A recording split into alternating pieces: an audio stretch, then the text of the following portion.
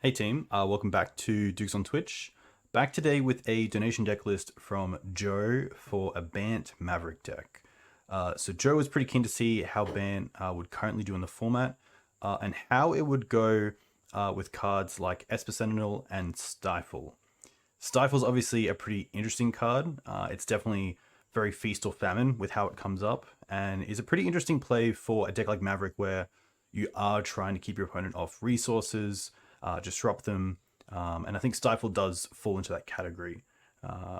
One thing about Maverick is that it is quite a tap out deck, so most of the time you might be casting a turn 1 Noble Hierarch, a turn 2 3-drop in another Reliquary, so you're not always going to have the mana up for Stifle. So it might not even be a card that really fits in Maverick's sort of game plan, or the way that most players would play Maverick out. It can be awkward to keep mana up because we don't have many things to do at instant speed. So the color blue in Maverick isn't one of the most popular, and I think for that reason, a lot of the time, we just have better things to do in the green-white X aspect, X being red or black. But it's really interesting to try it out. BANT's a color combination that I really enjoy, and I think there is a lot of sort of creativity to be done within the BANT color realm for Maverick, so it's really cool to see this sort of list. But we had a chat, and we talked about the list, and we just made a few changes. I do like Stifle, and I feel like Stifle is one of those cards that if you cast it, your opponent's going to play around it a little bit like it's a playset of. So if you have two in your deck and you cast one in the first couple of turns, your opponent's most likely going to be trying to play around it at least a little bit for the rest of the game.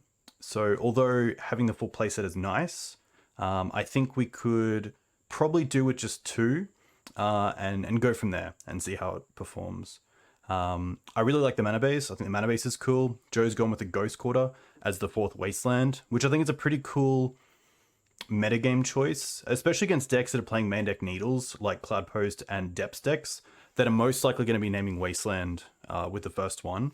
It's pretty nice to have sort of a Wasteland effect with Ghost Quarter. Also relevant against decks like Yorion BANT that have abundant growth for basic lands. Being able to take them off that sort of mana is really nice. Although Ghost Quarter does give them back the basic, a lot of the times in these decks that are relying on the lands you're actually targeting, you don't really mind. I think taking them off that land that's either a Cloudpost or a Dark Depths or an enchanted one is pretty nice. In this version, we have a 3-2 split of Esper Sentinel and Thalia. And I think Esper Sentinel works really well with Thalia combined. Having that double taxing effect means your opponent either has to wait a turn to cast something like a Brainstorm and play around both, or is kind of forced into making you draw, which is quite nice. And I think it's what we want to try to achieve with this kind of deck. We did want to find room for Mother of Runes, but I think in a deck where you have both Esper Sentinel and Mother of Runes, you're going to be looking more towards either a Yorion style deck or a Death and Taxes deck. Because then it really eats up your Green Sun's targets and room for removal.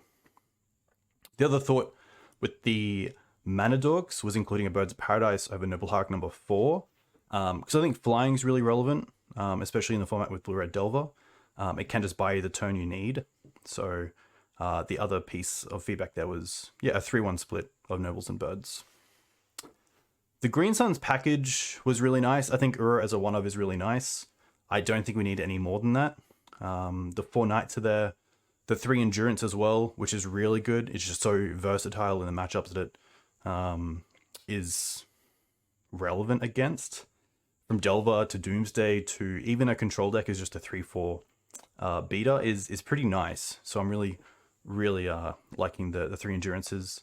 And then we have 4 Green Suns, 2 Library, and then 4 Swords to Plowshares. So one thing I found that I really wanted in this kind of list was prismatic ending, because we are in 3 colors.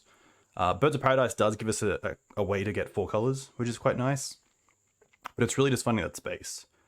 So looking at the list again and just looking at the sort of mana curve, I felt that we had a lot of 3-drops in creatures, and Uro kind of took the spot of Knight number 4 in the way that I want to beat down with that sort of card. So I think we can cut a knight, which is a little bit against Maverick tradition, but I think 3 knights is still fine, especially with 3 endurance in the deck as well.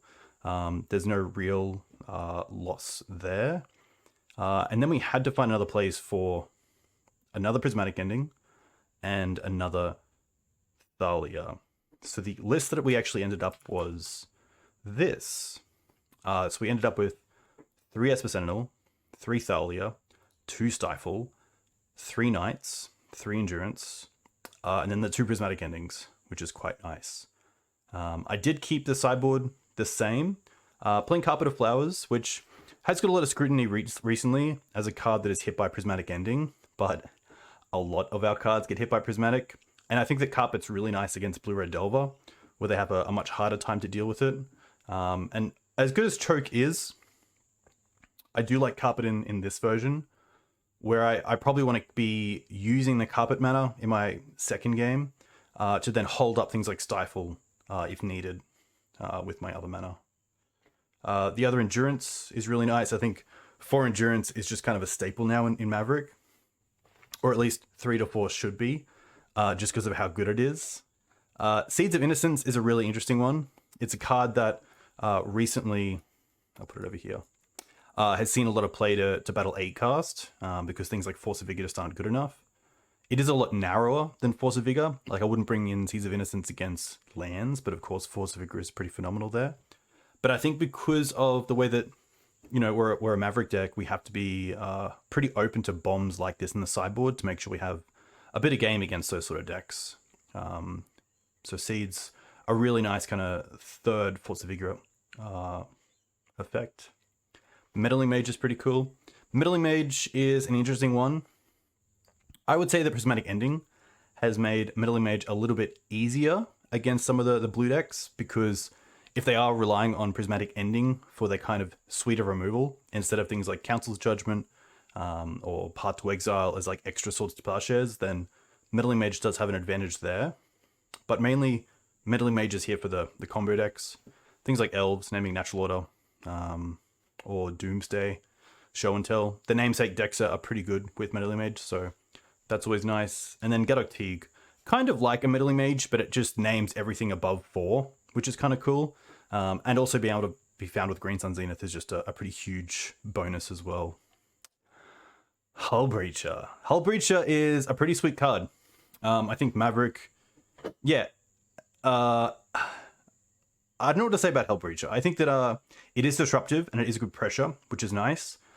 It creates mana, which Maverick can definitely use, especially with things like Green Suns and Prismatic Ending as kind of, I guess, mana sinks. And then also just against the blue decks, where I'm probably siding out some number of Knight of the Reliquary, I think Hull Breacher is a pretty nice card to put in there, and can really get some people. I don't think many opponents seeing a BANT Maverick deck would think about Hull Breacher. They might, but I think a lot of the time it can be a blowout, which is nice.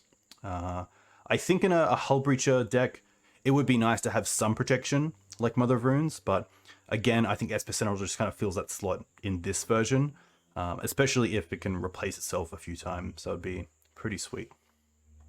Path to Exile on the board, really just great removal. Archon out of Reanimator, Murktide, or any of their threats out of blue-red, and even Elves. I'd much rather my opponent have an extra land than an actual Elf. I feel like the actual Elf is a lot bigger resource than just the basic land.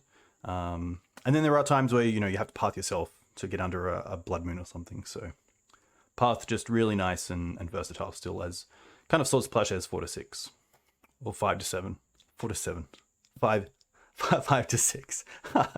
And then Deafening Silence, great for combo decks, 8 cast, decks we want to slow down and just make sure we can keep piling on the pressure. Deafening Silence is not a card we can just sit back on against combo. It is a speed bump, it's not a stop sign, so you do have to make sure that you have Deafening Silence into Thalia, into Threat. It can't just be Deafening Silence and then, you know, beating down with a Noble Hierarch or something small. So Deafening Silence just buys us a lot of time, which is good, and it's exactly what we want. So this should be pretty fun. BANT is a list that we wanted to run for a while, didn't have one, and Joe's come on and just said, hey, let's try this out. So really keen to see how this goes in the league. If you have any comments, any suggestions, leave them below. If you like this content, definitely like and subscribe, and we'll see you in match 1. Cheers. Hey team, we are back for round 1 against that filthy casual. And a pretty nice hand. I'm probably going to keep this.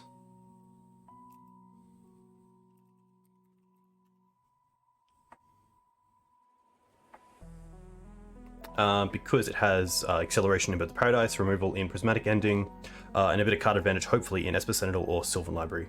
And the mana's not too bad. The Dried Up is a little bit weak, but happy to keep this, and hopefully the Sylvan or Esper Sentinel can just keep us drawing into lands that don't come in tapped.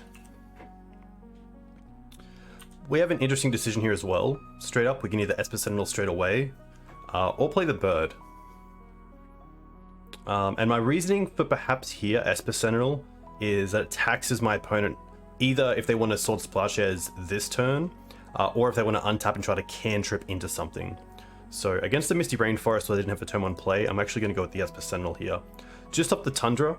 If I did think this was going to be a Lightning Bolt deck, there's a world where I'd go for the Windswept Heath just to try to get 2 lands in the bin before I get another Reliquary on the board, but happy to throw this Tundra out.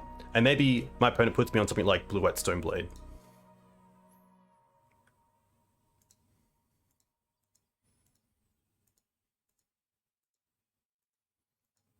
My opponent here could even be thinking, do we have a Daze or a Force of Will? Like, is it worth throwing a removal spell into this Esper Sentinel? So, pretty nice to kind of have that. The Tundra into Esper Sentinel doesn't really give off vibes of Maverick, a deck that usually tries to beat up on some of the Tundra-like lists. Snuff Out, interesting. So that's pretty nice. They get to get rid of the Esper Sentinel here, pay for it in a free way, and this looks to be perhaps Death Shadow, so having the Prismatic Ending is really nice. Just a Wasteland. Noble, okay. I think in this instance I'm happy just to go Forest into Noble. The Birds might be relevant if they are a Death Shadow deck playing Murktide Regent instead of Gomag.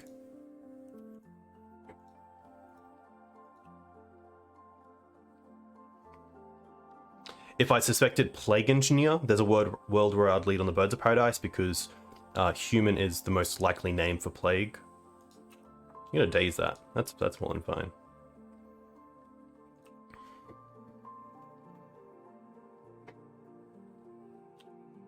A Wasteland around here would be nice. I could potentially play this Thalia out, but I think here I'm happy to go Birds, and then the following turn either Library or Thalia. But it's interesting. If I play the Thalia here, I can just go for a basic as well, which plays around Wasteland, which is nice. And then it really taxes them. The next turn, if we don't draw a land that produces mana, because Dried Arbor takes a turn, we can still play the Dried Arbor, play the Bird, which isn't too bad, so I don't mind that.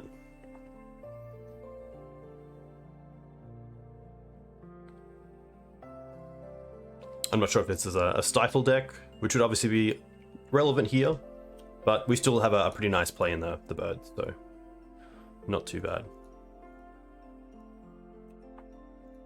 Okay.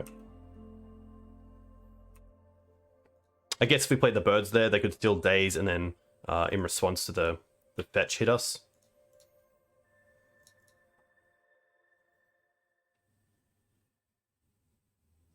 Wow, another one. Okay. Well, sometimes they just have it.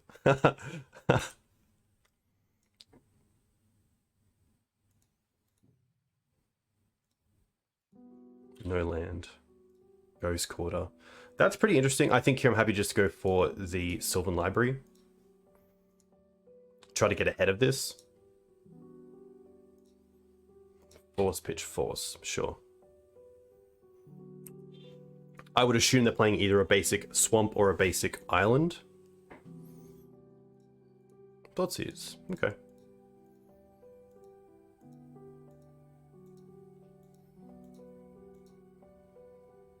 Taking the Prismatic Ending makes me think they have something like a Death Shadow in play.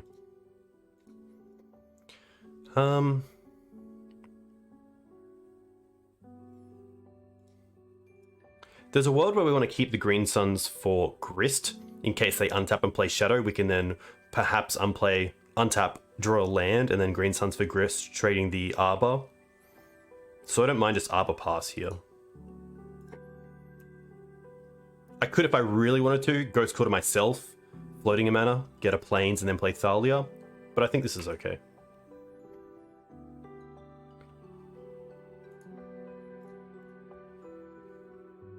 See what the Ponder does.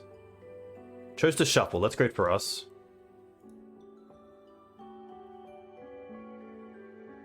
Overgrown Tomb, Shadow, okay. Well, they have one card left, so let's hope it's not Daze. Swords is pretty nice.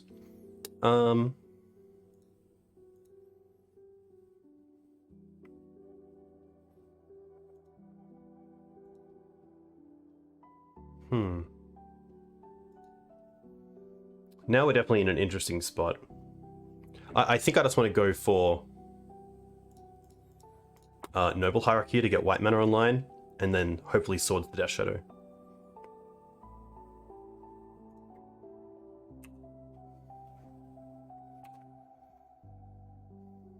Definitely a little bit risky. This opens them up to something like a Thoughtseize, a Duress Effect. Another Shadow's pretty good, but luckily the Swords dealing with one deals with the other one, which is quite nice. So I think here, unless they have like Stubborn Denial, we're in the clear.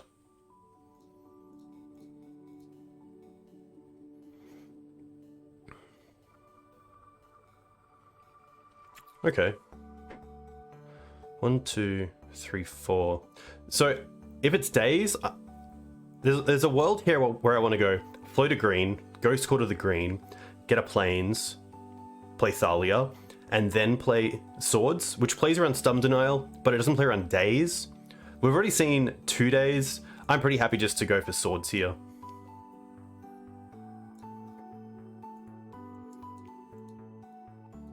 I haven't seen Stubborn Denial around too much lately, so that's a pretty nice feeling. Now the question is, do I want to Ghost Quarter myself? And I kind of do, just to get the Thalia on board and really get some extra damage going.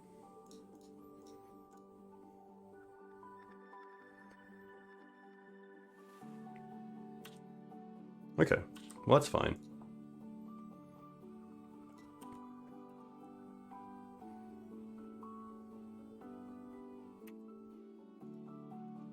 They don't have mana for Murktide Regent, which is quite nice.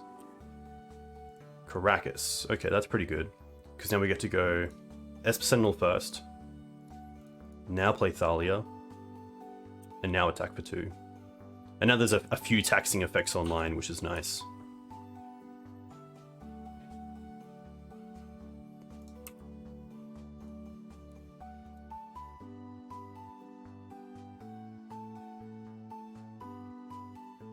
Brainstorm's okay. We get to draw a card here. Second Thalia, not the greatest draw, but a draw that I can't be too unhappy about.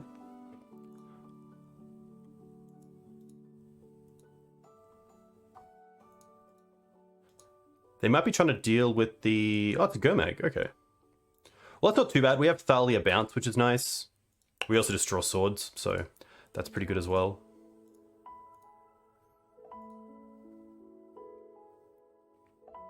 Okay. Well, that was pretty nice, you know. We definitely stayed in there after days stifle, force. But, yeah. This is going to be a bug-looking Death Shadow deck, so I really like the paths. And I like the carpets, I think. Definitely an interesting one to think about. I don't think I need the forces or the swords. The melee mages aren't that great. Gaddock Teeg isn't great. I don't mind these. In this matchup, I'm happy to take out the Collect Oof. Probably one library. I think just having one library is nice to kind of have a bit of a look around. The Stifles are interesting, but probably not where I want to be, especially on the draw. That's probably it. I could cut some of the humans, because I'm going to assume they're going to be on some sort of list where we might be seeing something like Plague Engineer. Liberator's also a card I could see coming out, but is it better than some of these? Maybe an Endurance. I definitely don't mind an Endurance. It's just a 3/4 that can also keep them off things like Gomag, and if they're playing it, Murktide Regent. The Hull Breaches are also interesting, but I feel like these are pretty good. Questing Beast is still nice at just trying to clock them, and also it's just a Death Touch creature isn't the worst against a Gomag or Death Shadow.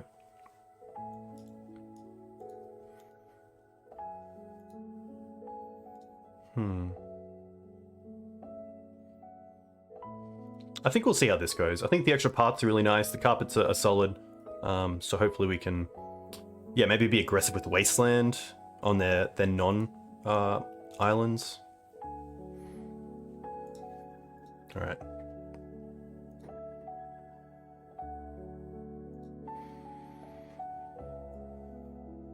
A lot of back and forth in that early game, which is quite nice.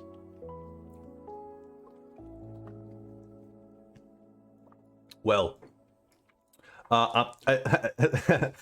this hand has a lot of answers, but this is a hand where we keep it, and we most likely just lose to not really doing anything because we're up against a Wasteland deck, a Stifle deck, and just don't have white. So I'm pretty happy to mulligan this.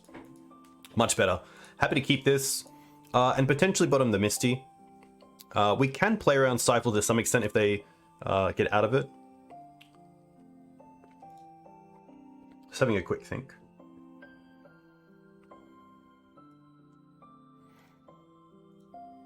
It could be the Ghost Quarter here.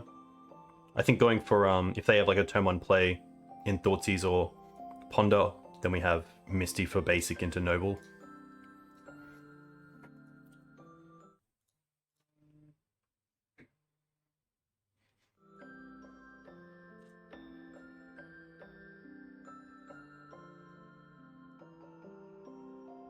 Okay. Let's see what the Ponder does.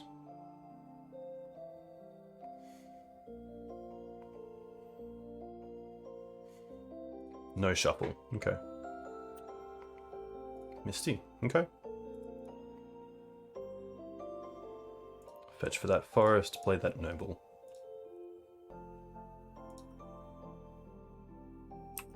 Force it. That was a very aggressive force. Especially when they can't wasteland this. That's a interesting tactic. They could also just be trying to flood the bin with spells to get like a Murktide or a Gomag down early.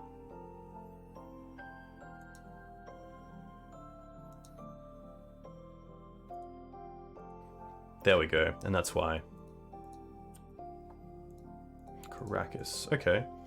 I think here I'm happy just to go for basic into Sylvan Library here.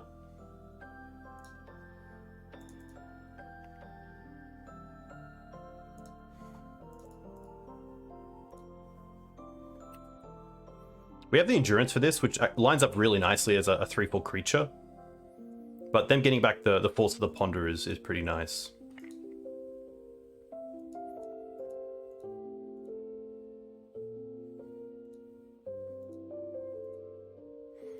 Thought this is going to be okay.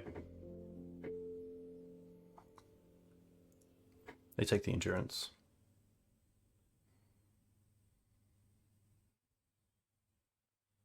Death Shadow as a 1/1. Interesting. This opens them up to Swords to Plowshares up the top. So I assume they have a blue card in hand, and then they think the Force can save.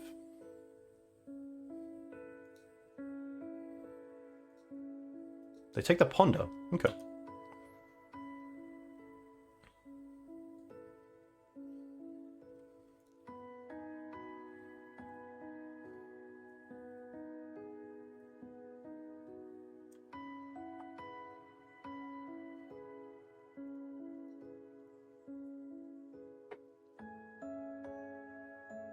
Can move that over there. Okay.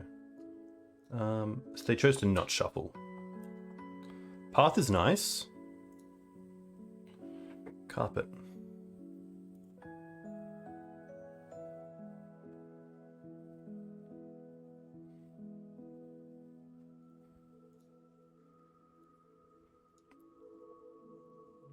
I'm going to start with carpet. See if they force this. This is kind of the bait spell.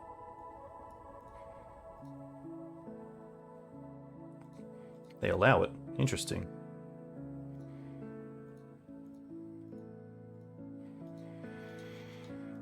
Well then, I think I'll go to second main and trigger the carpet. Which gives me 3 green, 4 green. And I think he would just go for endurance. Wow. I could potentially go for Uro, but I think endurance is just a little bit better. I'm keeping that the forager off.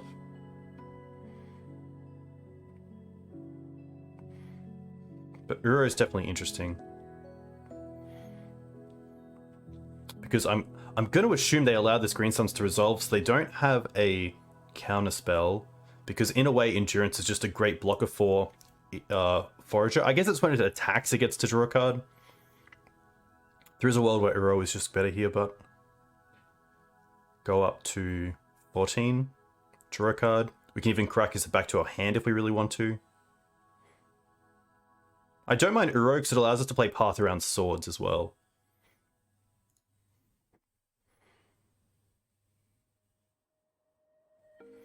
Now I always get mixed up here. I want to put the I want it to die probably after we put the Krakus into play, because then we can path, and then if we play around days, we get to Krakus back the Uro. So I think we click on this one first. It goes trigger, trigger.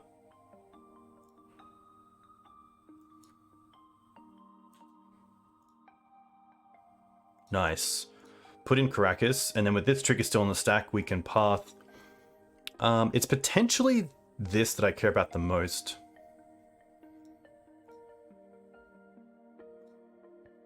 Okay. No basic. And now I'm just going to return this.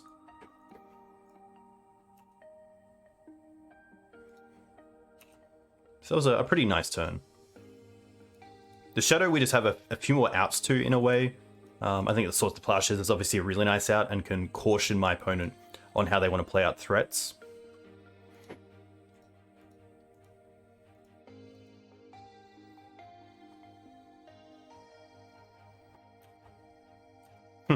Okay.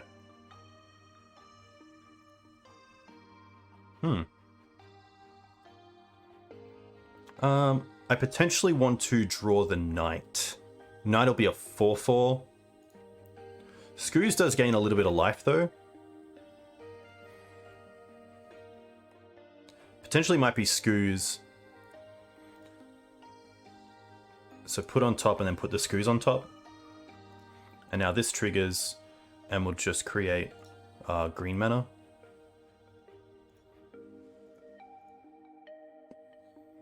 And then use some of that for Uro.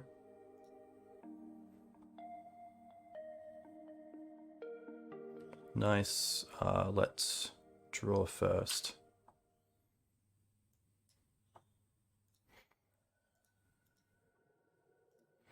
And then again, before this goes, let's swords this. Or path it, sorry. Nice, that's huge.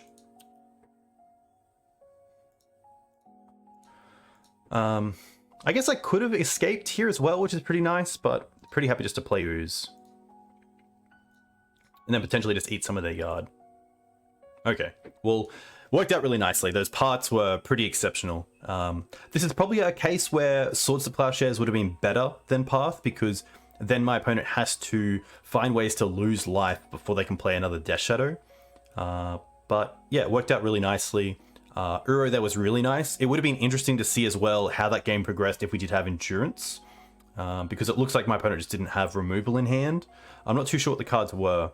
If they weren't cantrips, they weren't other threats. They weren't removal, because I think they would have removed the Screws here and then tried to untap and do something. But yeah, definitely an interesting matchup and really nice to get up in game one. So I hope you enjoyed this. If you enjoy this content, definitely consider subscribing and liking this video, and commenting if you saw any lines that could have been done differently, especially the Endurance line. I would have really liked that, or if you saw something else. But until then, we'll see you in game 2. Cheers. Hey, welcome back for round 2 on the play, which is nice, against second Siege Rhino.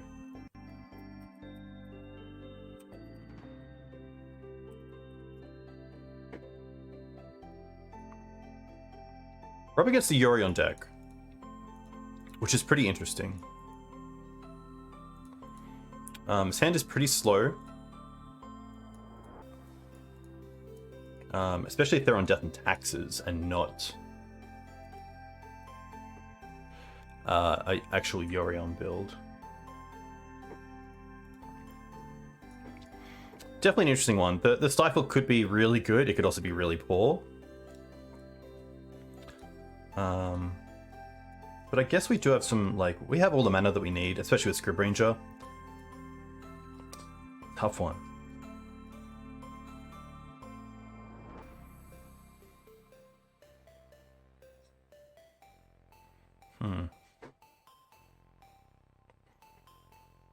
What is it doing? That's the big question. It looks nice, but like, are we Dryad Arbor turn 1, not holding up Stifle, and turn 2 hold up Ranger and Stifle? I'm gonna mull this. I just don't really see where it goes. This is much better. I'll definitely keep this. And probably just bottom the Birds of Paradise.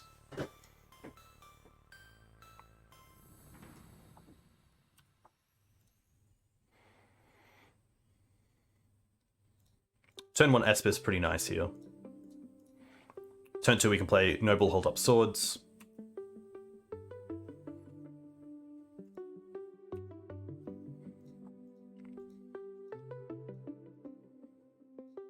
Wasteland. That's going to be fine. And this is most likely going to be a Death and Taxes version then. Wasteland ourselves. Okay. I don't mind Trop attack for 2, and then save the Windswept Heath for later. If they want to keep going on the Wasteland route, I'm more than happy for that. I'd love for them to go non-basic into like maybe Aether Vial.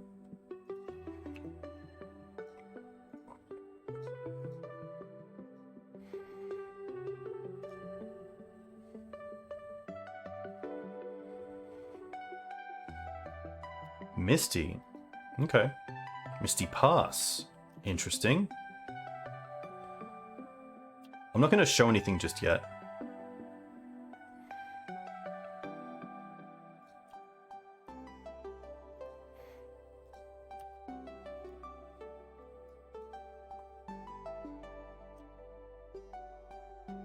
Okay. We get to draw off this, which is nice. That's actually a really nice draw as well. Because now we get to go show library. Wow. And now we get to wasteland them as well. Which takes them off the play of turn 2 prismatic ending the library, which is huge. And seeing that they have no pressure, this is a pretty nice position.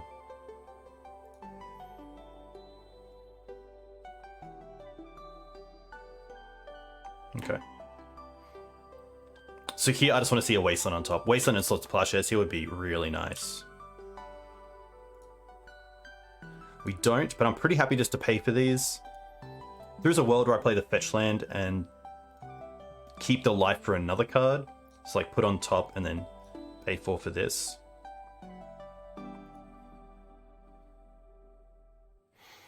We've already shown the Trop, so I'm happy to show the Tundra.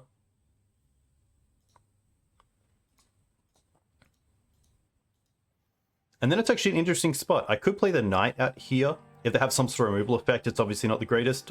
I could also try to take them off the Dryad Arbor here. I feel like they're trying to ramp into a 3-mana spell. There's also potential just for Outland Liberator and Swords.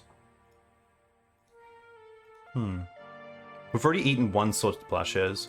I don't mind trying to like stifle them off as much mana as possible still. And I should have also played the Windswept Heath because we knew about the forest on top, so that's pretty tough.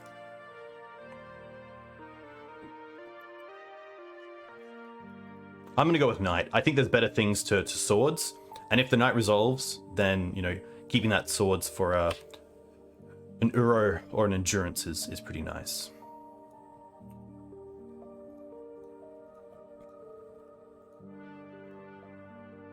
No white mana yet. Ramanap. That's not too bad, because they're not going to get value off it just yet. So first up, I'm going to Swords this right now. Okay, that's pretty nice. And now, I think because of the forest on top, I'm happy to use the knight here to shuffle and just see an extra card. I'm also going to go for Wasteland. And then just see what we draw into. Stifle's pretty good. Okay, these are all fine cards. I'm pretty happy to pay for all of these.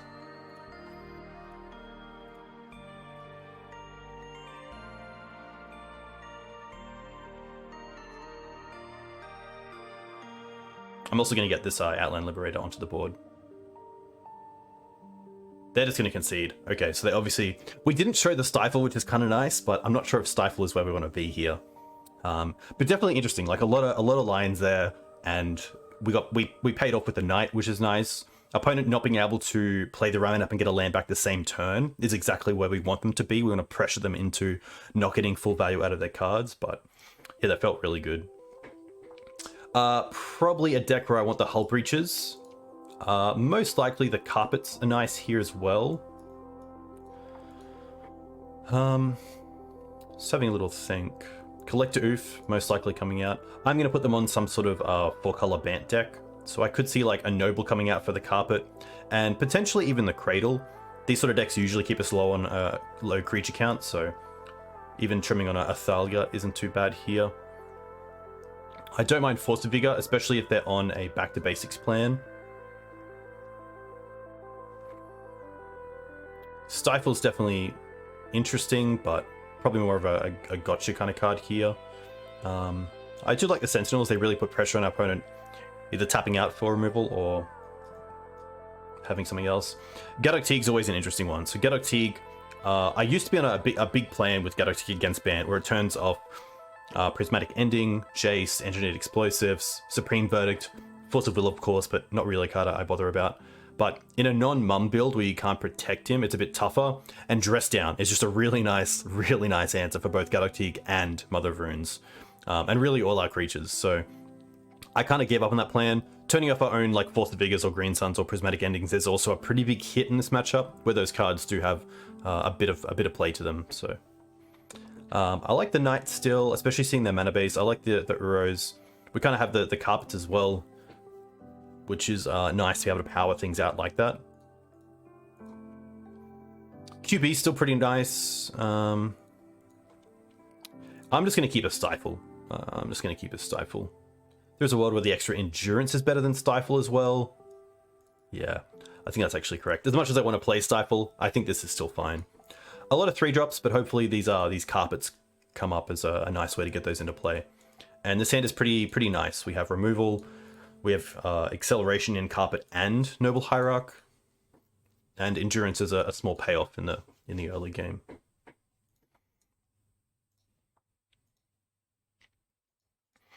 One nice thing here as well is we get to go turn 1, main phase 1 Trop into Carpet, and then main phase 2 get a mana, play a Noble Hierarch. Opponent went to 6 as well.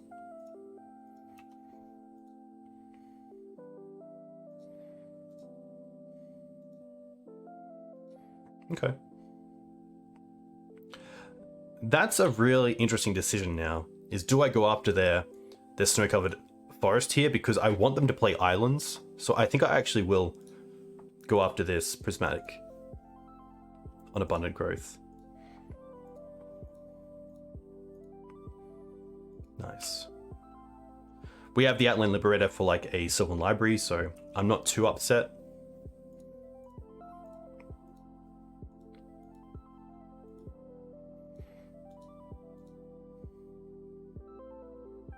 Nothing. Misty. Okay. Happy just to play out the Noble here. Off a basic as well. Just to play around back basics a little bit.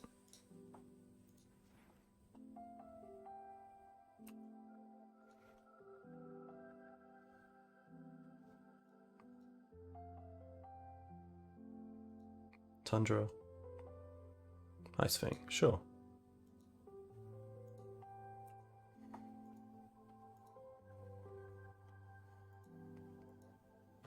Wanda's gonna be okay. Savannah. Library. Okay.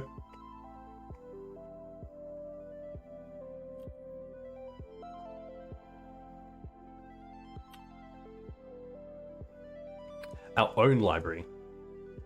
So the carpet here is free.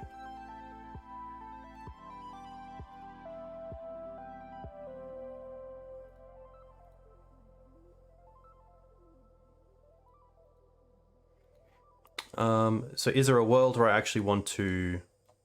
I guess if I play the Trop here and play the Outland Liberator, then I can attack for 1.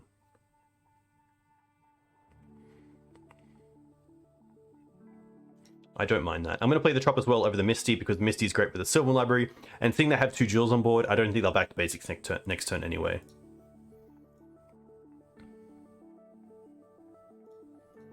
Alright. Attack for 1.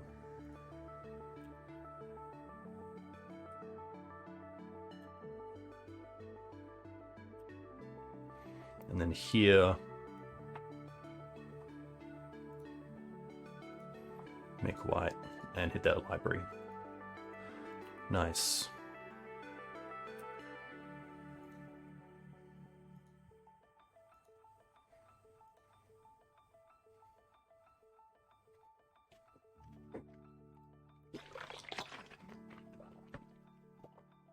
So they have prismatic ending, but opponent is probably wanting to see what they want to do first. See if they want to draw into something else.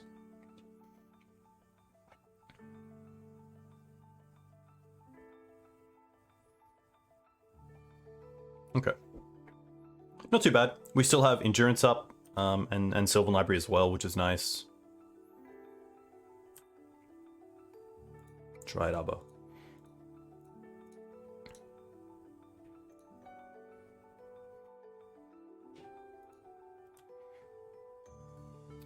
Could have attacked there with the Noble Hierarch, but I kind of want to keep up the Endurance, so we're looking pretty good. Opponent is 1 land or 1 fetch away from having Death Touch as well.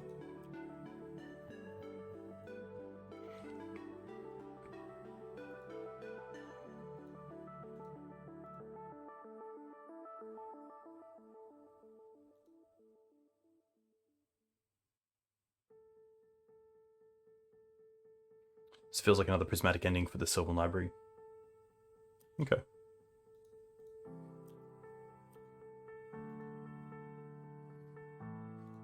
They're going to attack, that's fine.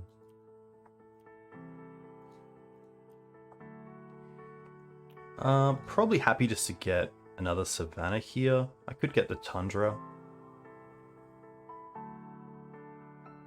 Double blue. No, it should be okay.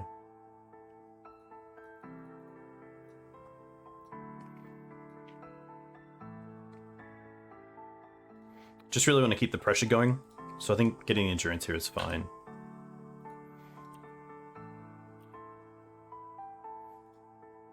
Swords is nice.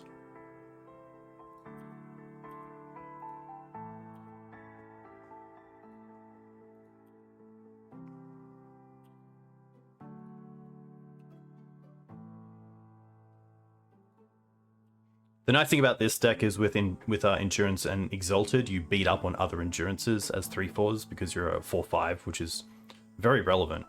It means you don't just kind of clash and then just bounce off each other.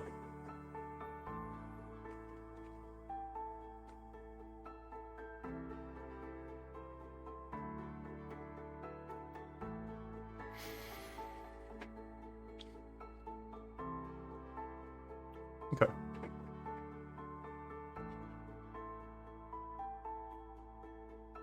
Sure.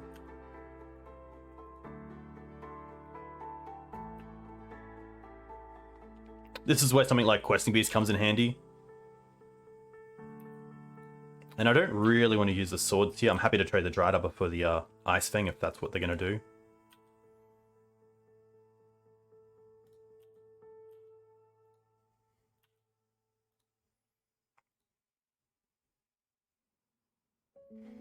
Okay.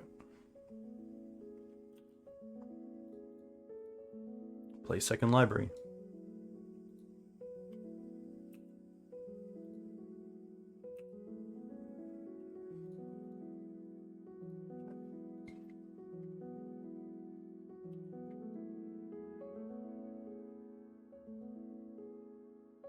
Another prismatic ending. Wow.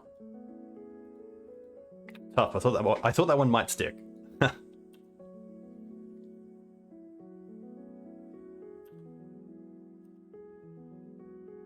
Uro. Nice draw. Start with this.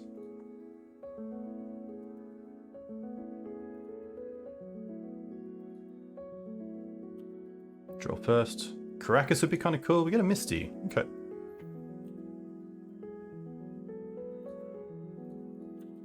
Free attack here.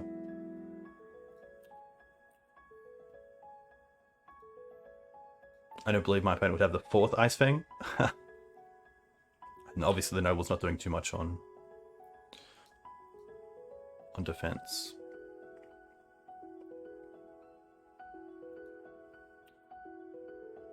Endurance is pretty nice. Does get rid of that Uro.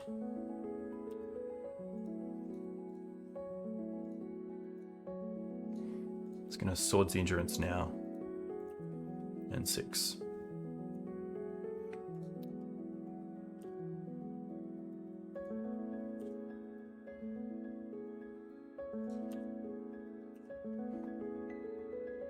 This is... I'm never sure with the Black Splash if I want to bring in Plague Engineers as just a nice way to deal with things like Ice Fang, because it's not me spending a spell on Ice Fang, and my opponent still has to spend a spell to deal with the Plague Engineer, which is kind of nice. This feels like Jace, or maybe Green Suns for 3. Okay. Probably for their own Uro. Grist. Grist is pretty nice. Although, this would be a fantastic spot to draw into Green Suns for Questing Beast, because then we can attack them and then kill the Grist with the trigger. So, this is where it comes up. This is it. Woof. Yikes.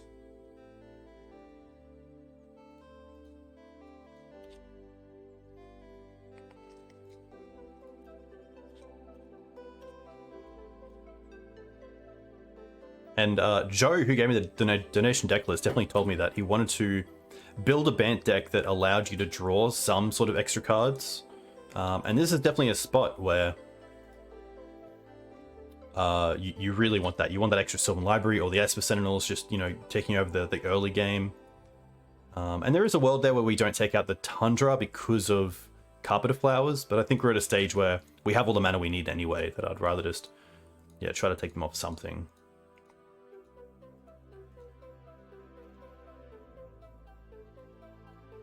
And at least here we have the swords for the Uro, so we can respond to both triggers, because I don't want them putting in a Caracas, and I don't want them drawing either a Force that they kept in or a blue card for the Force.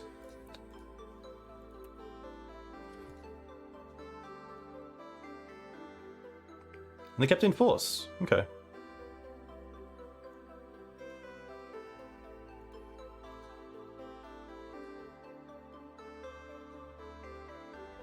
Yeah, Grist really nice here.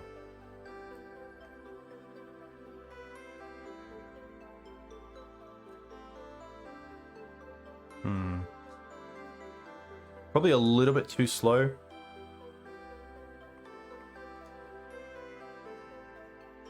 But worth grinding somewhat. I like keeping the fetch lands as well in case we want to attack with another Reliquary and they have an Endurance. I want to have ways to build that Knight up before they, or after they block.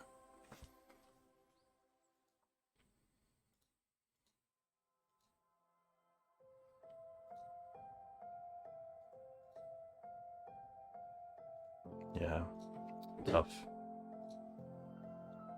Do we want to board any differently? I don't mind the extra Thalia on the play.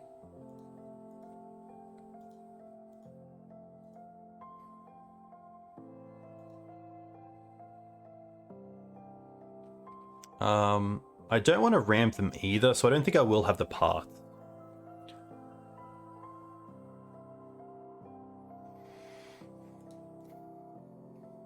I think I'm pretty happy just running this back. I do have to make a cut though.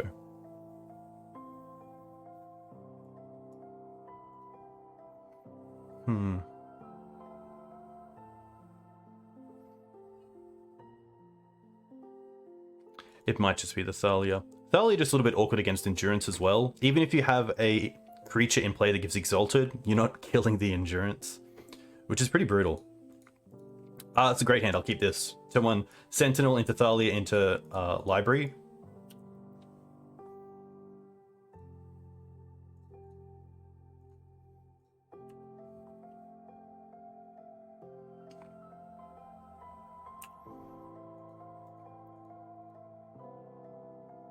Playing the Thalia again just to keep taxing them, and then Library down the line can be really solid, so...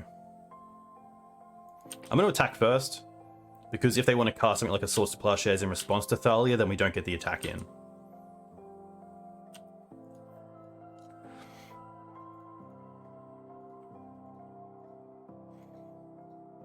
We haven't seen black either, other than Grist, which is a Green Sun's target, so I'm not sure if they play something like...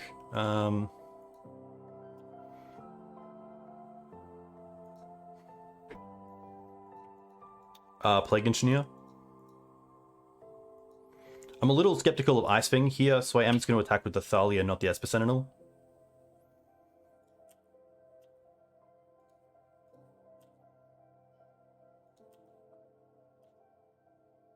The only question is there a world where I want to get the Uro into play? And I think I'd rather Library here, just off Savannah.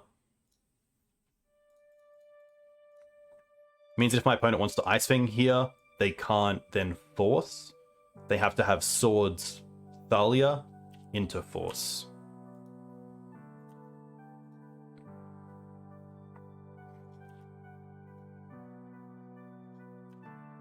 Okay.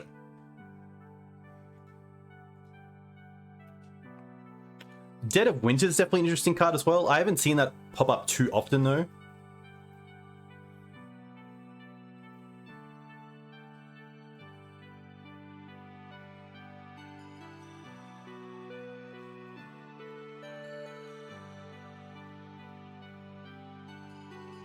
This is fine.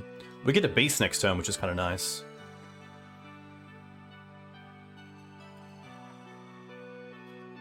Ooh, Carpet. And Endurance. I think we are just paying all of this.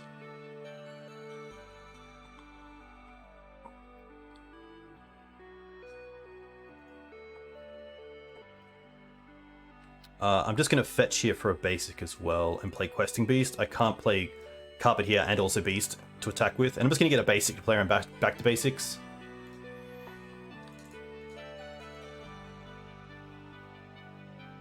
They can't force this, which is really nice.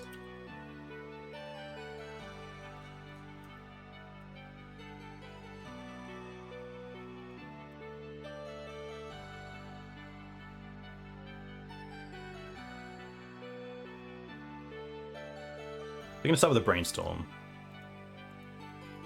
which is nice. We get a draw here. Just the added effect here of Esper Sentinel and Thalia stacking up is putting a lot of pressure on my opponent, which is pretty fantastic.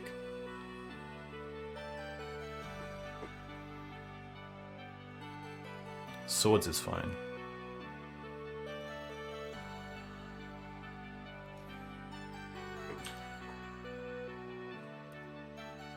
Wasteland's pretty good.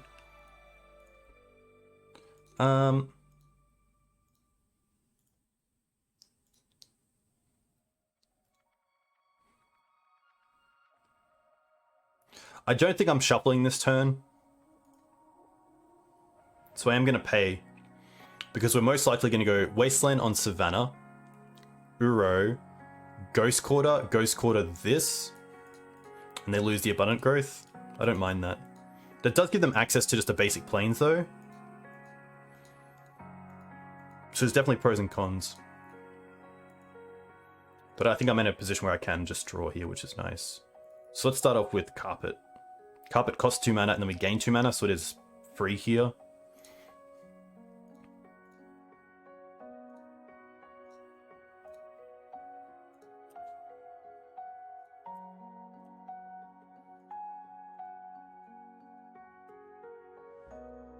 Interesting.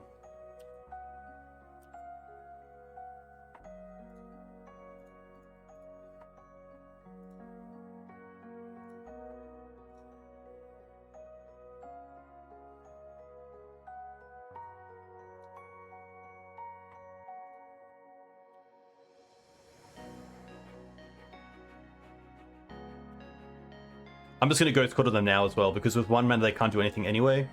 Nice. Really cool. Just keep up that pressure. I mean, Esper Sentinel into Thalia, into Sylvan Library, into Questing Beast. Just really, really cool. And I think Esper Sentinel in this matchup showed where it can just really start drawing some cards.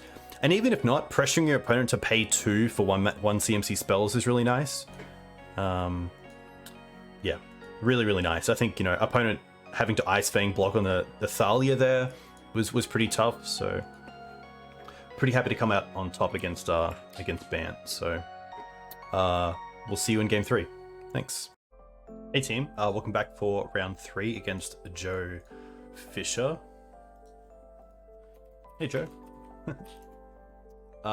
This is a pretty sweet hand. Yeah, I like this hand a lot. Pretty nice. Turn 1 Sentinel. Can also turn 1 Noble into Knight if it's like Cloud Post or a Depths deck, but again, Sentinel just a really nice turn 1 play here. We have a lot of interaction in Swords and Prismatic, so happy to keep this.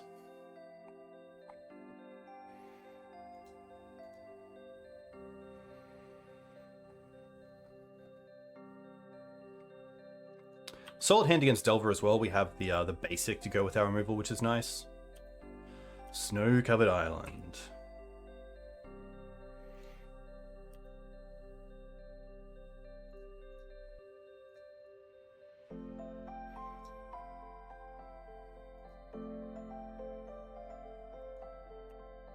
Alright. Could be another BANT deck. A little bit in the blind here. Plateau. Okay. Interesting.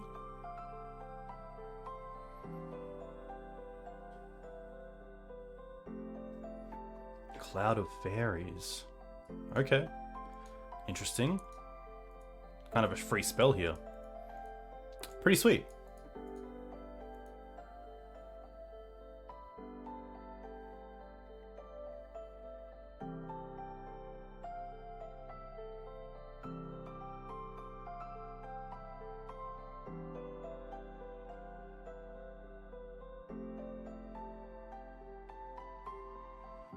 Interesting, just a pass back.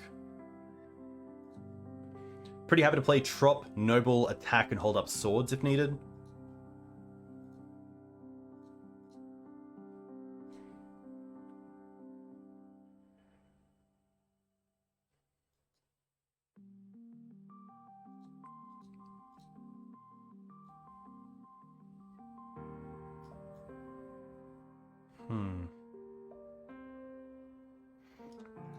That's pretty good.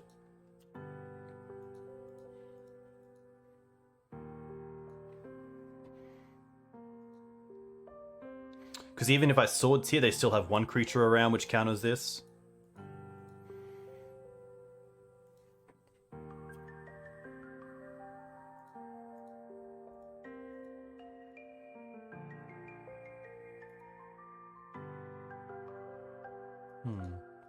I think I'll just pass with swords up here. I'm not going to attack. I'm not going to prismatic ending. There might be something else that I want a prismatic ending.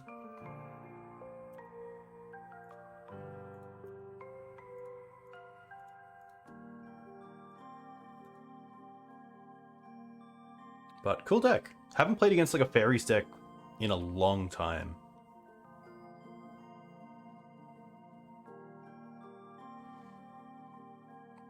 And with, you know, Plague Engineer not seeing too much play, you know, a bunch of X1s that disrupt and work well together is pretty nice.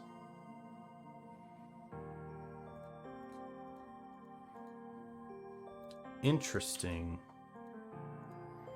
So we get to draw here when they could have just used it once.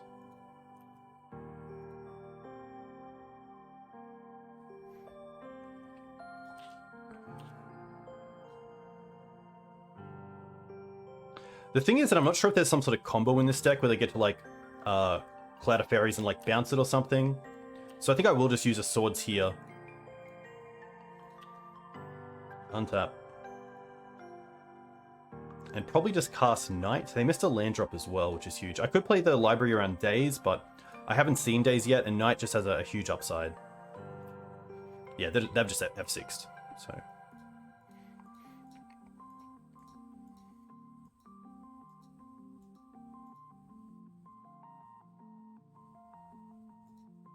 They found the third land, but no double blue, which for fairies might be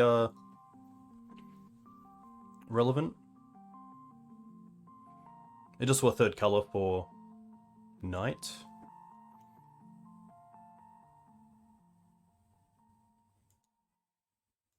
Okay.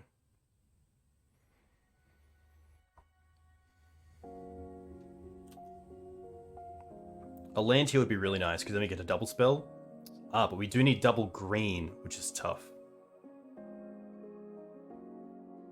I think it's just going to be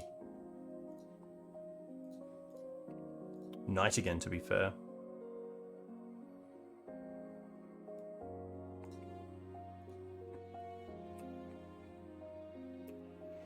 Hold up Krakus if it's relevant.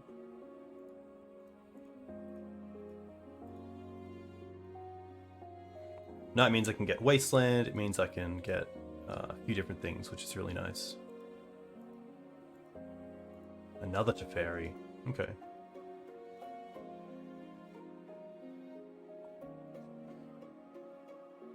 Another bounce. Just trying to buy some time. Maybe get some land drops going. No. Wasteland would be huge for us here. Ooze isn't too bad. Unfortunately for us, I think it's just the same thing.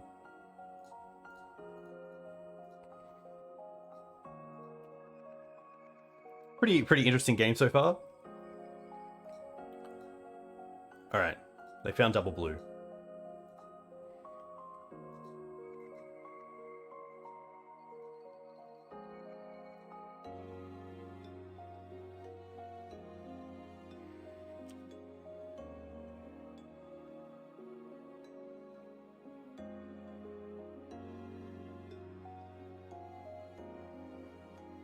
Interesting, we get to untap, which is nice. Okay.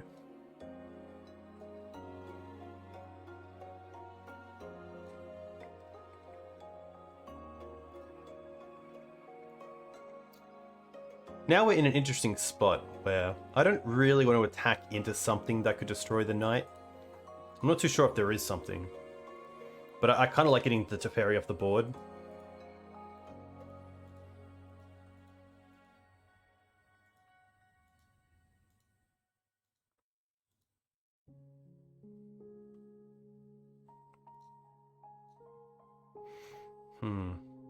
It's a tough kind of situation because I want to probably ending the spell stutter sprite so we don't die. We don't lose the library to just like spell stutter into counter for 2.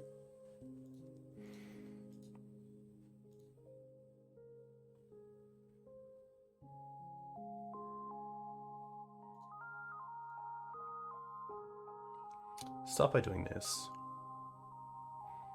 Get a fetch. Fetch for Savannah.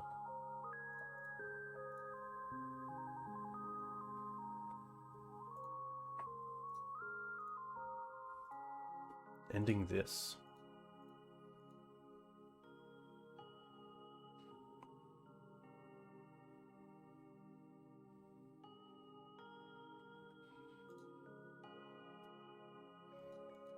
Okay, that fizzles.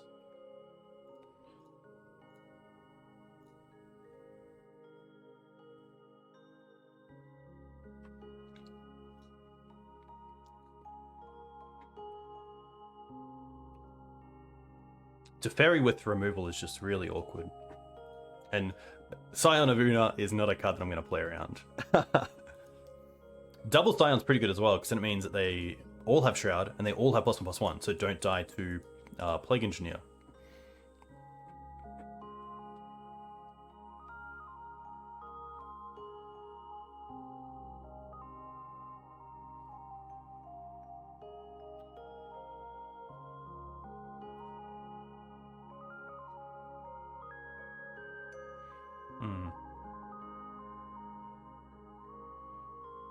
Is it too aggressive to pay here? I think it is. And we still have it open here. Like, we attack the Teferi.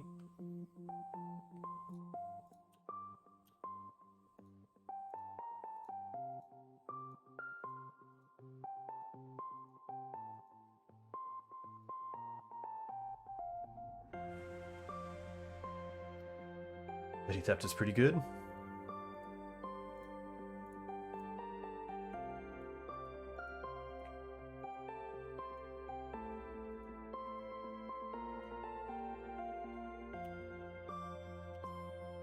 All right.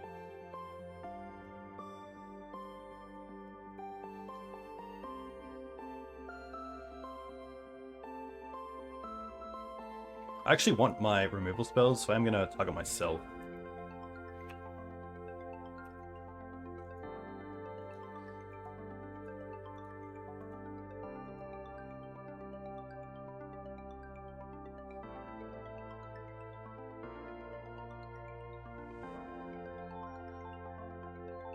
As soon as red enters the pool, I always feel like it's going to be prismatic ending.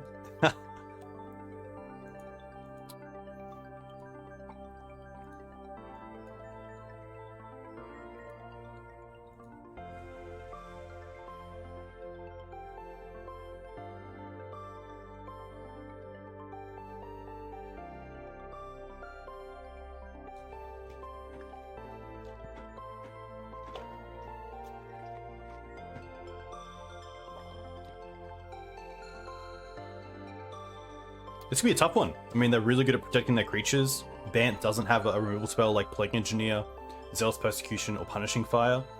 So dealing with multiple threats at a time can be pretty tough, especially when some don't hit.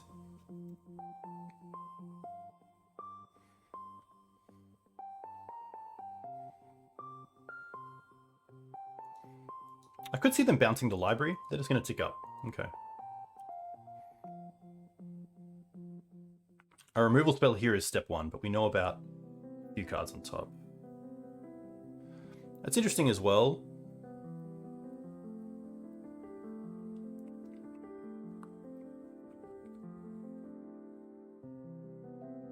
Green Suns for Uro. Go up to 9.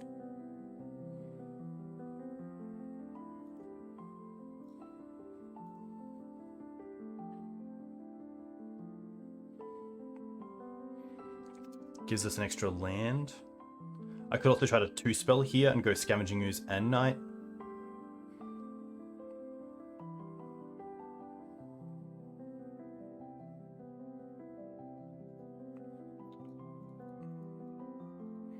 Probably not the greatest play, but we'll go for it, bro. Just want to see what we draw into. Scrib Ranger is actually pretty solid. I should have thought about Scrib Ranger earlier on. Yeah, because then we could Scrib Ranger and also play Noble Hierarch. I think I will just get Scrib Ranger, which is pretty tough, but... Oh, no. Don't. I guess there I could have actually returned a land and played Noble Hierarch as well. Massive misplay, but all good. We can hopefully recover in games 2 and 3.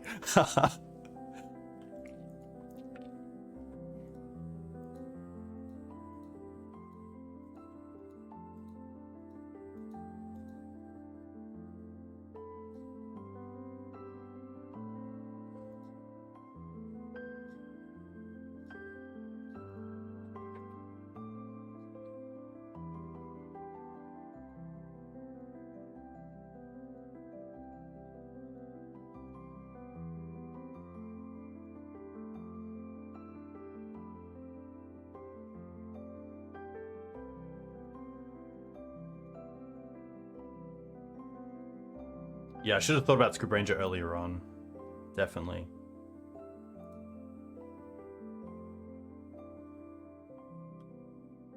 So they're playing Chalice? Okay. Another good reason to play the Noble last turn.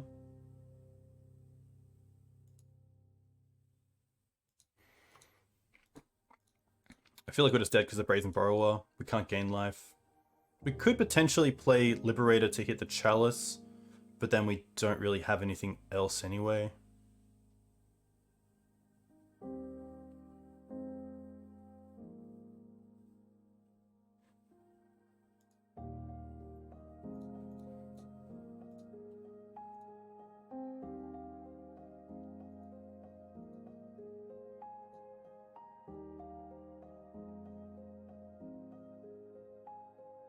That does have force. Okay. Tough. Probably a matchup where I'm happy to drop the Thalias. I do like the paths, and the carpets don't seem too bad. I like the endurance. Probably don't mind one Thalia in the deck. Oof can most likely come out. Questing Beast still pretty nice. Stifles can most likely come out here as well. I don't mind this. Hull Breach is interesting. I wonder if they're playing Brainstorm.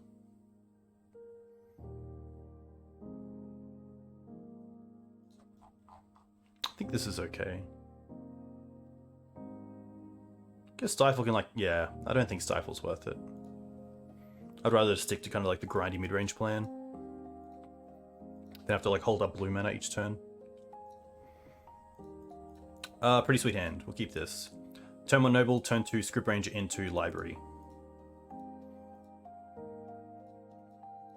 Because we can turn 1 Noble Hierarch, turn 2, tap for 2, play Script Ranger, untap Noble, play the Trop, and then play the Library.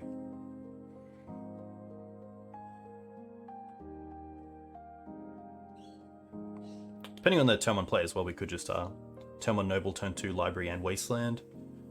Turn 1 Noble, lose Noble, turn 2 Library. A few options.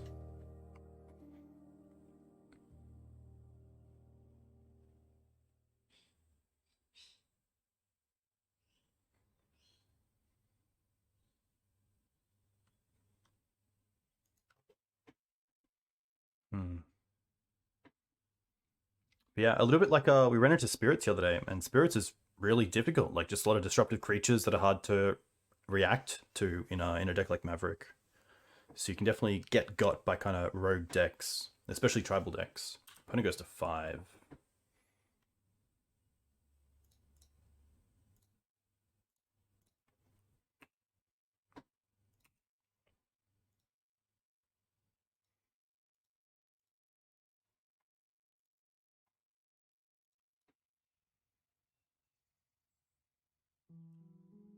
So pass. Didn't expect that. Because of that, we're going to go with, I think, Library into Wasteland here is fine.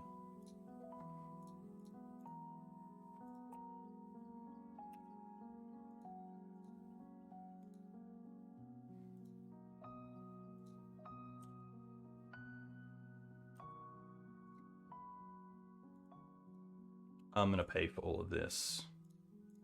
We're going to start with Scrib.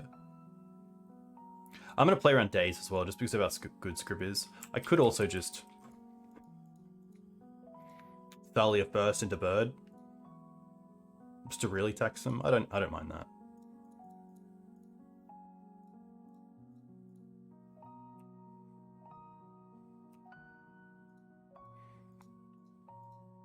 There's a chance that even Ramanap is best there, but I mean we get Ramanap here into Wasteland lock, which is pretty brutal. Yeah, put on top, put on top. Yeah, this is a really good position.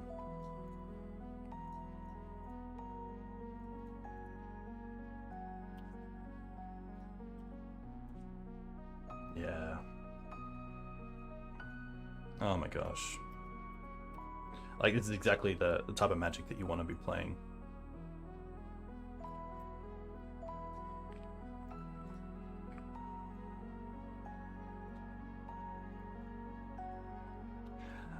So pretty unfortunate for our opponent there. Just obviously kept a 5 that just didn't get there, especially with the Wasteland. I'm happy just to send this back, to be fair.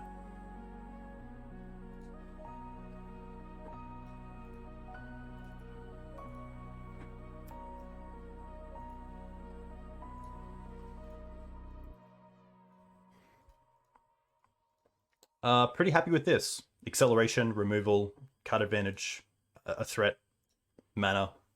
We're pretty good here. I guess Chalice would be a bit of an issue. Mm-hmm. Alright.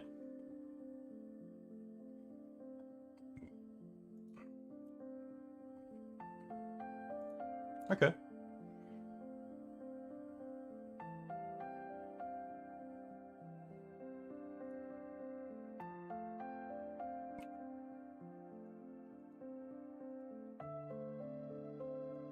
Oh, they kept it just on the back of Chalice. Interesting.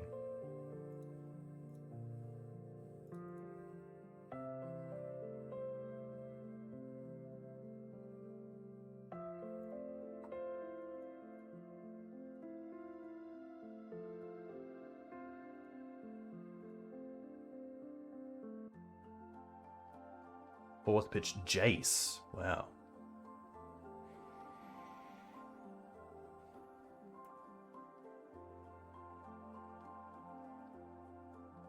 Wow. Knight. That's really nice because now we get to go Scoos into Knight.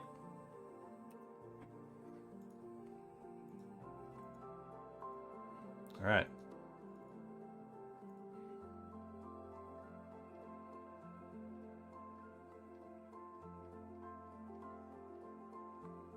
Rest in Peace isn't too bad.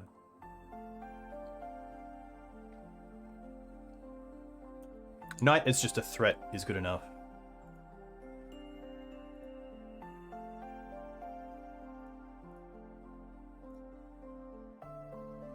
Just gonna fetch for Tundra.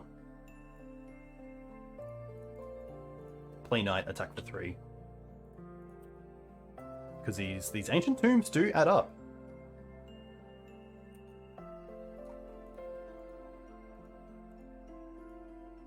Oh my gosh. Another library, that's huge. Is there any reason to attack first?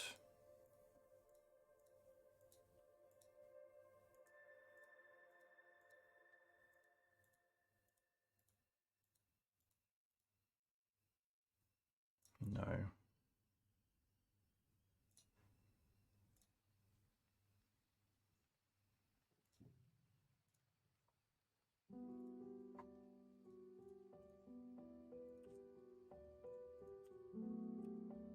Nice.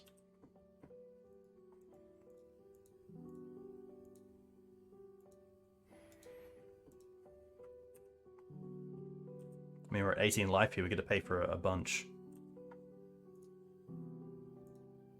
Okay. We can work with this.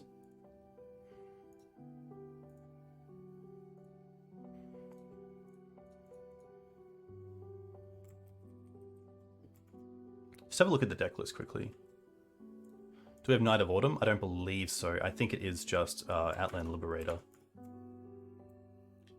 Which, to be fair, I kind of like this green sunning for here, and then seeing if we can also get the flip. Because there is a chance my opponent next turn.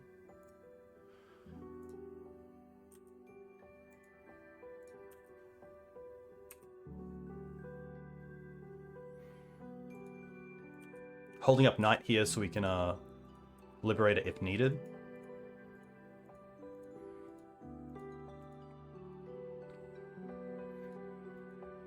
Wow. That was I mean, turn 1 Chalice with the hand we had. I was like, okay, we didn't bring in Force of Vigor because I did see Chalice, but we didn't see anything else. And I thought, hey, we can play around that. We have Prismatic Ending, we have Outland Liberator, Green Sun Zenith, you know, we can do something here. So really, really nice to get up from under that. Obviously, in those last 2 games, our opponent did have a bit of an issue with their mana, but that's what Maverick does. It really pressures you. It might make you keep hands that you might not want to keep, and you know, a Wasteland can just kind of steal it. So pretty happy with how that turned out. We'll see you for match 4. Hey team, welcome back to match 4 with BANT Maverick. On the draw against Jeskai Stoneblade. Interesting hand. Interesting hand to say the least.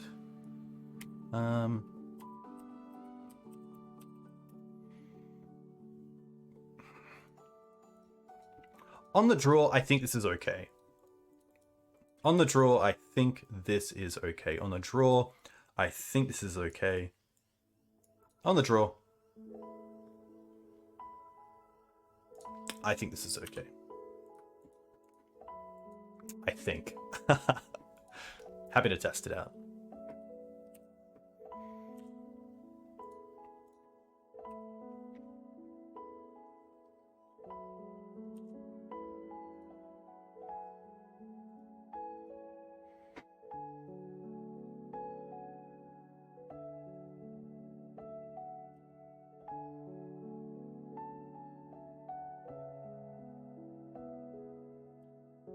Okay. Up against the blue deck, so Thalia here is relevant, which is nice.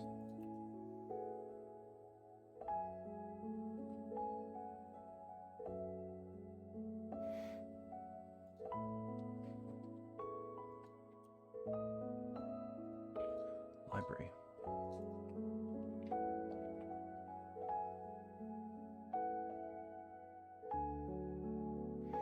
Happy just to go for Forest and into Caracas here. There is a world where I don't show the Caracas.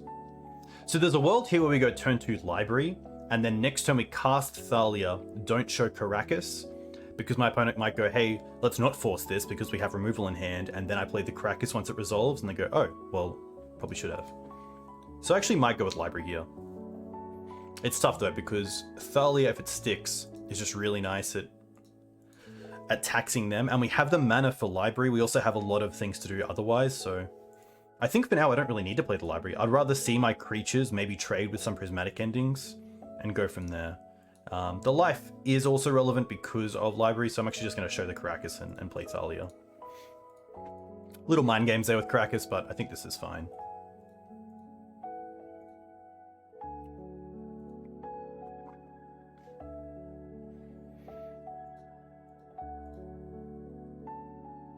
They got a Tundra, which is nice, so I don't have to care too much about something like BANT Basics here.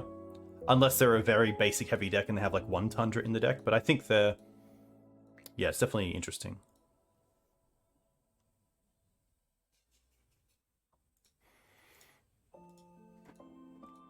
I'm also going to assume they're on a Force deck, not a Daze deck. And they pitch it back Basics, so that's actually quite nice for us.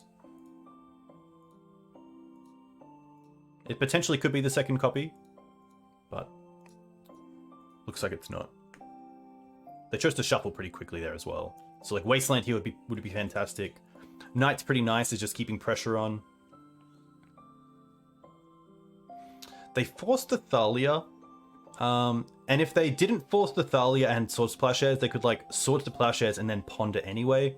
So I feel like they don't have removal, and they're trying to get a hand with removal going. So I'm going to play the Knight here, because the upside of the Knight resolving and then us getting to Wasteland that Tundra is pretty huge. So I think the read is they don't have removal here. And if they don't have another land, then they don't have a third color for Knight with Prismatic Ending.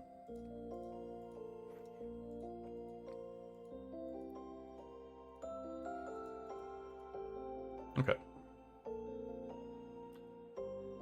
Well, now I think we just jam Questing Beast.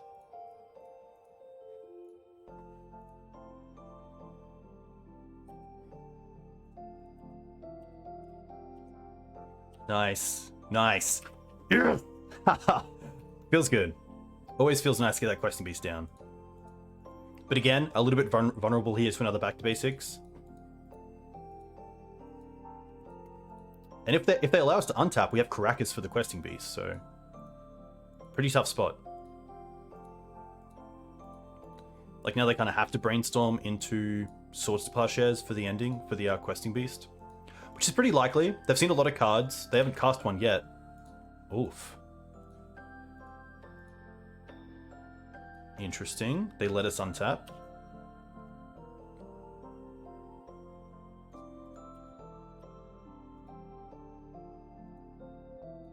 This is fine.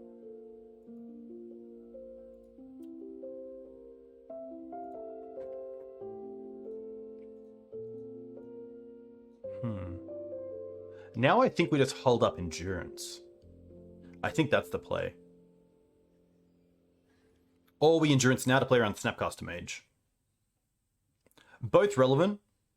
I don't think taking them off double white currently is better than us getting a 3-drop down this turn. I think Endurance just as sorcery speed is fine here. Just to take them off the line of Snapcaster Mage into a spell here.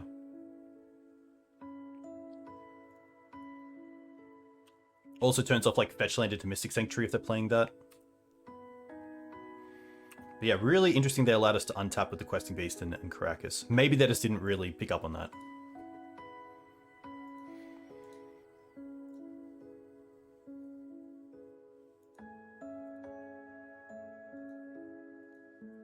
It could also be a world of, hey, let's get the questing beast back in the hand and then cast back to basics and just make it, you know, uncounterable or uncastable. Sorry.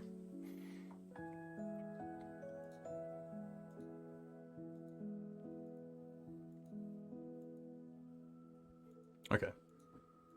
Not too bad as we have the Outland Liberator here.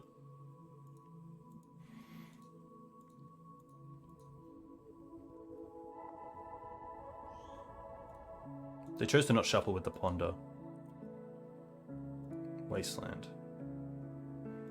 I'm first going to cast the Outland Liberator.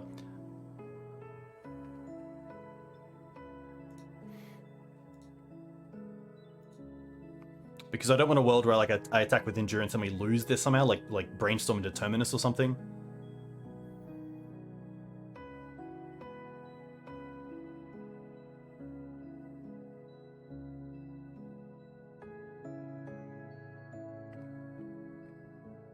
But I get the feeling they have a Force in hand, which is pretty tough. Yeah. Pitching a Snap. So we read the Snap line. That was quite nice. But they have one card left. Is it Swords? It is. Rough. Well, I think this Wasteland is doing more for us with our Sylvan Library, so I think we just pass here and allow them to have the Jace. Brutal.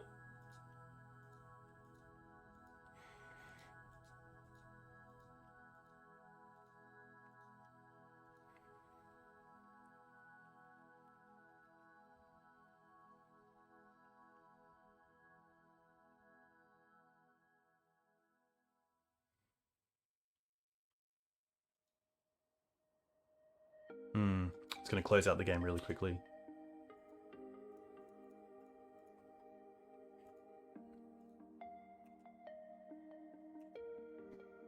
Tough.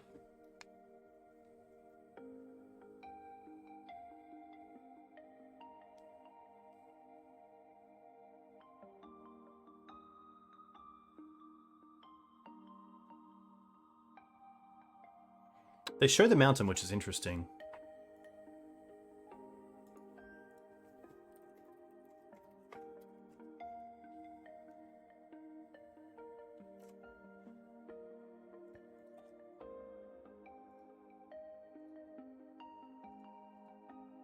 Nice. Alright. Blue decks. Force, strong. Endurance, strong. Carpet, strong. I like the Hull Breaches. Oof is interesting. But I think we have better ways to deal with their artifacts, especially if they're going for Kaldra complete so quickly. I'm going to drop on one Knight as well. They have a lot of basics. I'm also going to drop on one Wasteland. I like the Espers. I don't mind the Stifles in this matchup with Stoneforge Mystic. I'm going to drop on one Thalia.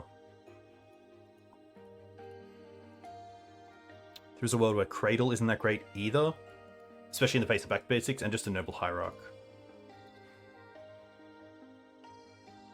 I still like the Swords.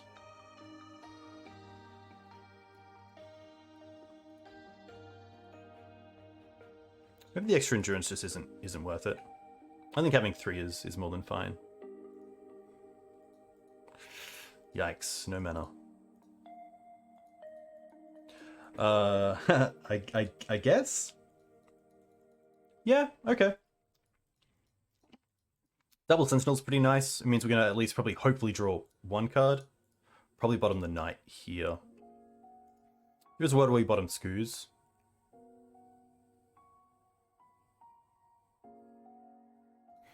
Yeah.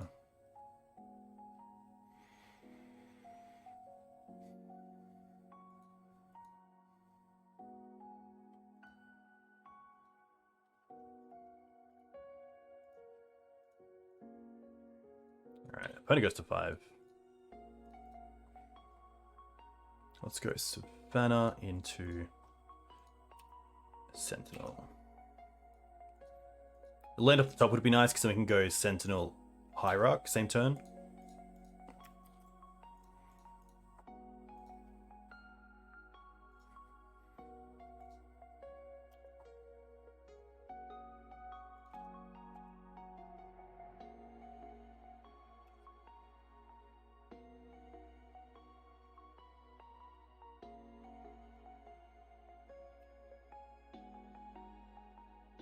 And at least if they Stoneforge here, we have the Swords to Plowshares, which is nice.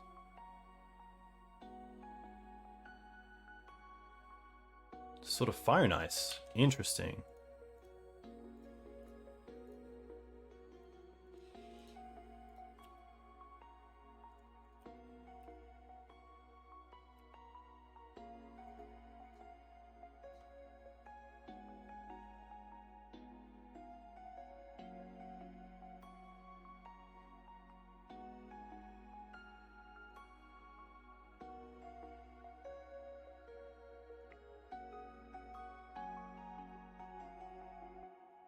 Brainstorm for 3 is more than fine.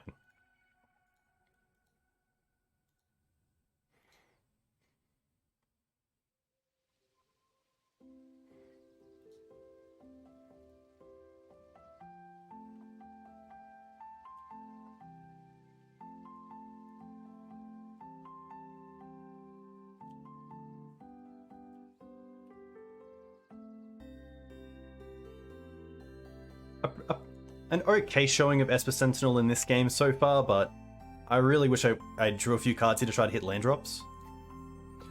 Not too much to ask, I don't think, but like something like Supreme Verdict here would be tough. What's his swords? Okay. They're probably going after the Noble, yeah. That's fine. Hey!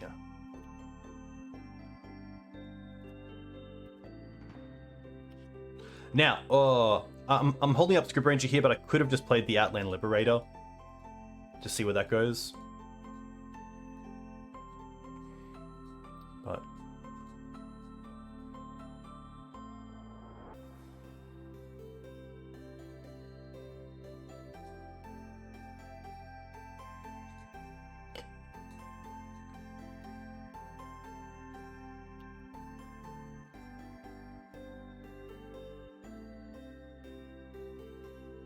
Interesting.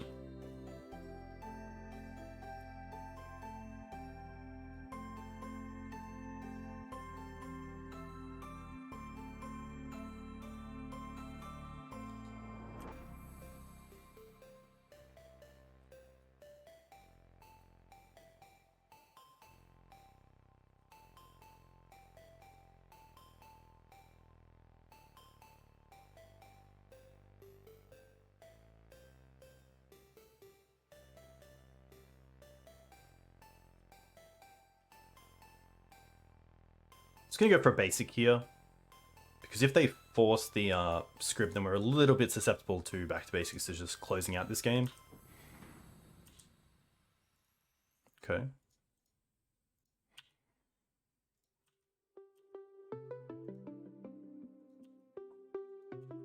Supreme Verdict and Terminus are pretty tough, but I feel like I just have to get something on the board here.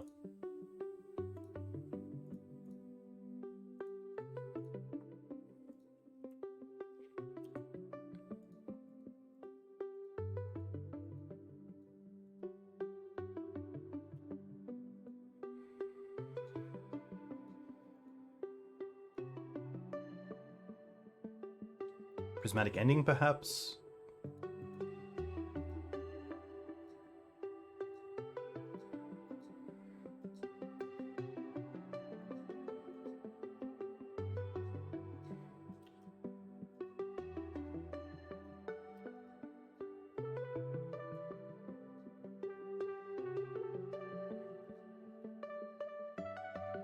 Okay.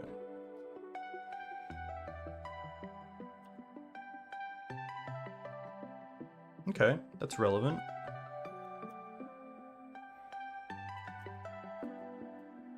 There's a world where I should just be attacking with the Sentinels now, but I do like to play tax our opponent somewhat.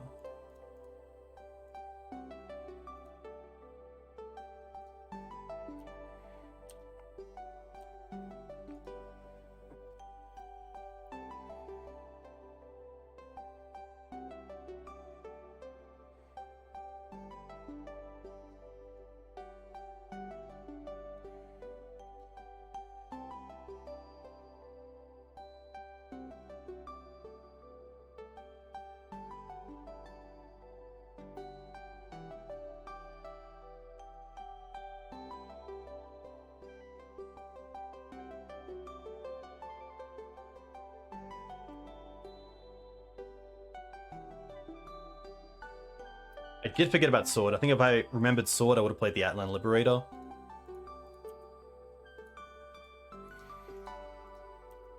I guess we do get to block with an Esper Sentinel here, which isn't the worst. And then just eat it with Ooze.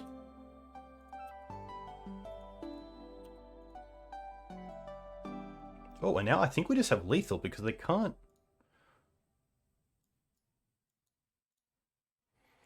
Three, four, five. So close. I think we just go for it still.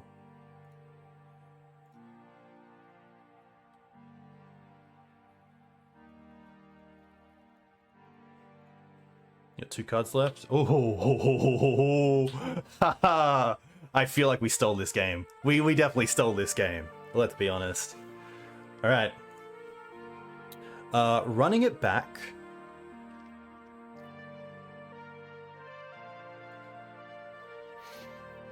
Definitely a tough one.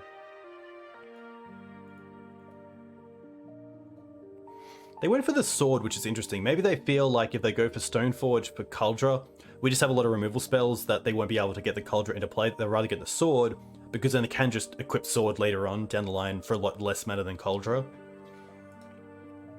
So there is a world where Oof is relevant, but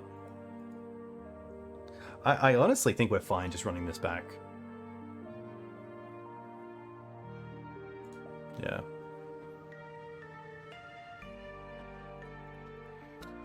Tome on Carpet, we have removal, which is really nice. Access to basics if we really want them, so pretty happy with this. Basic, Forest, Carpet.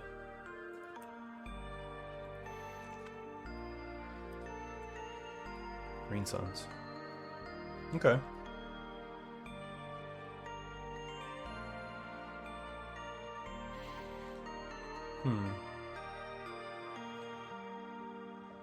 I kind of want to hold the Carpet for now to not show it, to see if they play another island. And also, I don't want to lose it to a prismatic ending.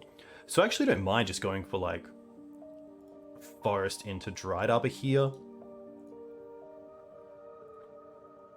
Which also allows me to get the Night out early if I want it.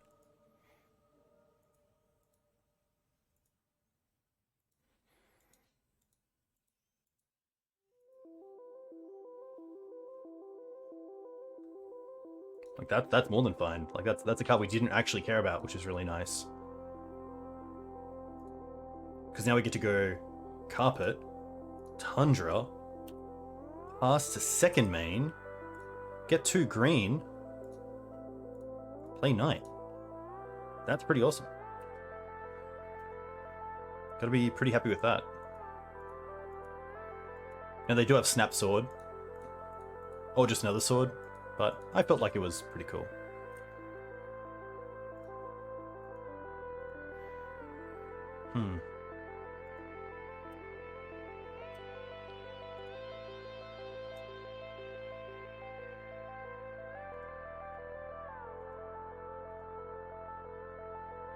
That's actually fine, seeing we have all this mana. I'm not too unhappy about that. Cool.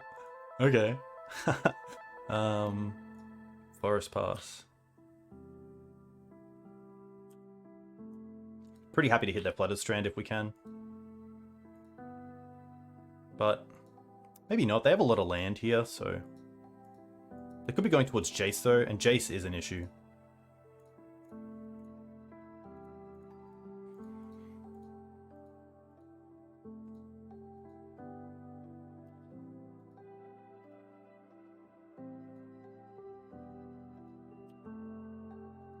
Not the worst, because we have the prismatic ending for that.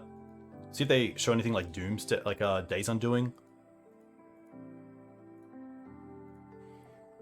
Pretty happy just to fetch Savannah here. Endurance is pretty nice as well. Huh. I think I'd rather get rid of the Nas set. It's tough.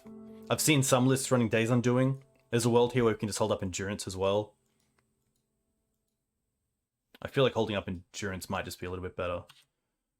But yeah, I just don't feel like the ending on the Narset is a great trade, especially when they've already got a card.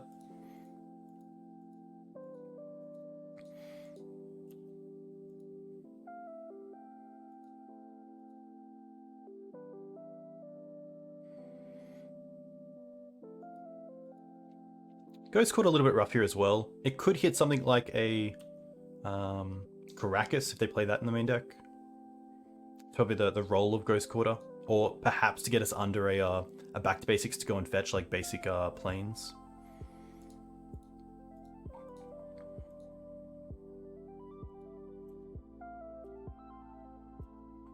Opponent is holding up like snap into swords, but hopefully this is okay.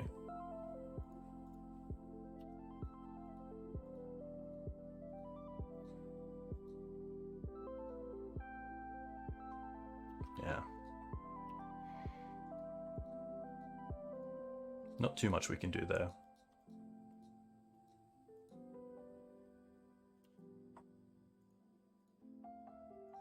Ramanap is fine. No Wasteland though, which is tough.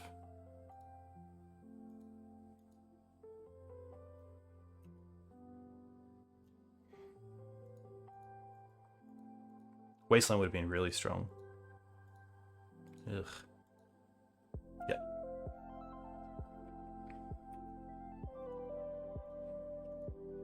Dried up is gone, so I can't block.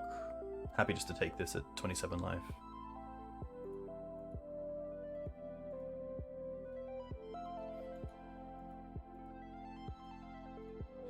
Ponder a Shuffle.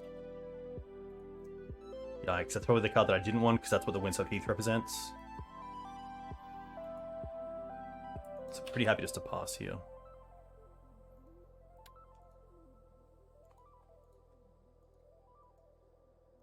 Tough. Just haven't seen too much gas this game, unfortunately. Maybe it was the Green Suns for Dried Arbor early on, where I should have just kept it and played the carpet. But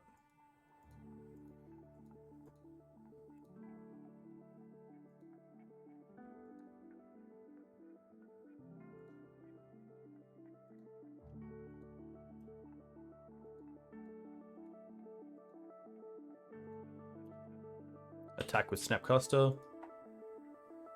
And then, like, return it.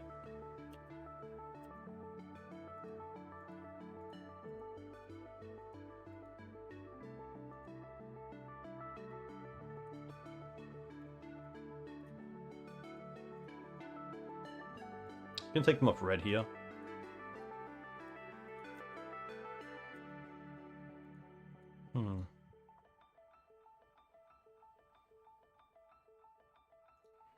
It's always tough knowing about things as well. Like the Snapcaster, which means we just can't play out the Outland Liberator until we get some sort of target going. Because I don't want to just trade the Outland Liberator for a Swords to Plowshares. I'd much rather them play like a equipment or a back to basics.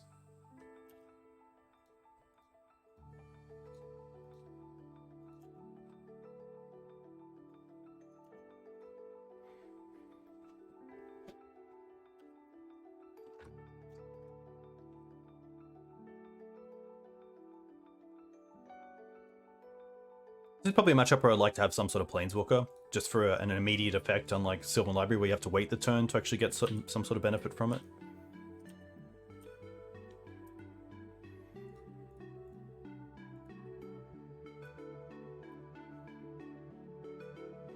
I mean, Noble here, just a pretty normal pawn in the biggest scale of things. But it does represent an attack for Narset, which is nice.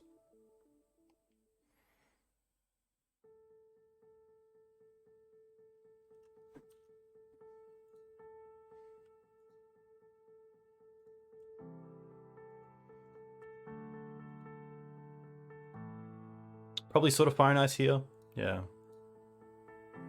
That's going to be fine.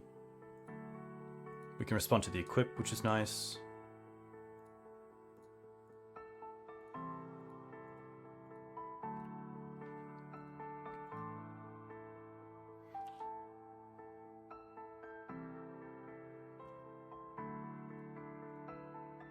Alright, get your draw a card. Oh, Narset, of course. Classic. Yep, that's just a huge misplay.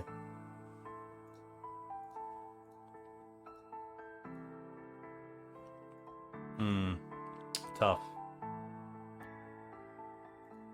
Just one of those like tunnel vision things where you just don't really see it, and then it happens.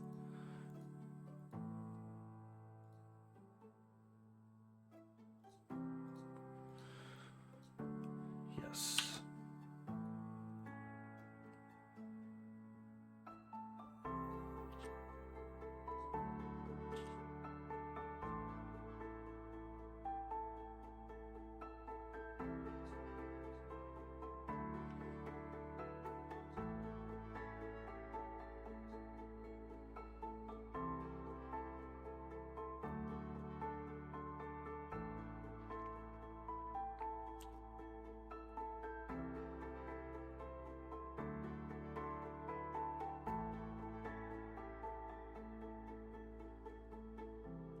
Okay.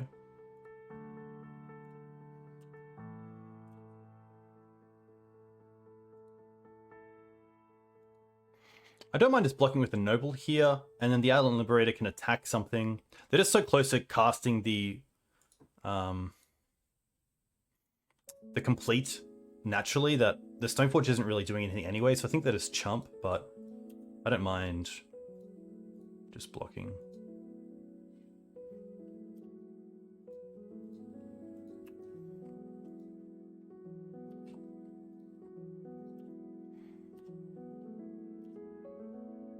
Yeah.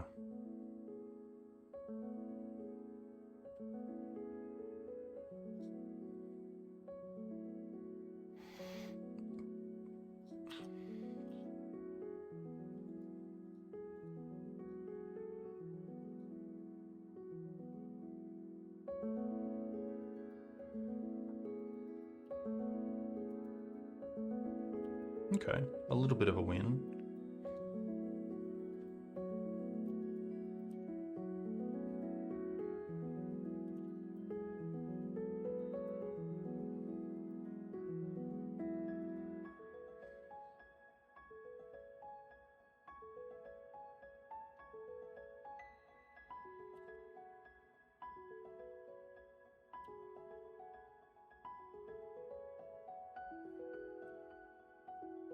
Unfortunately, I don't think this is going to get like an extra hit. I don't think they're going to play like a back to basics here. So I think just hitting the sword is worth it.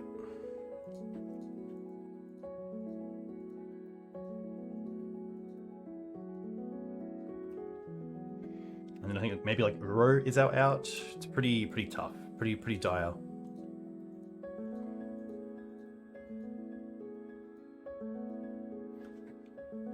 But yeah, just a pretty awkward game.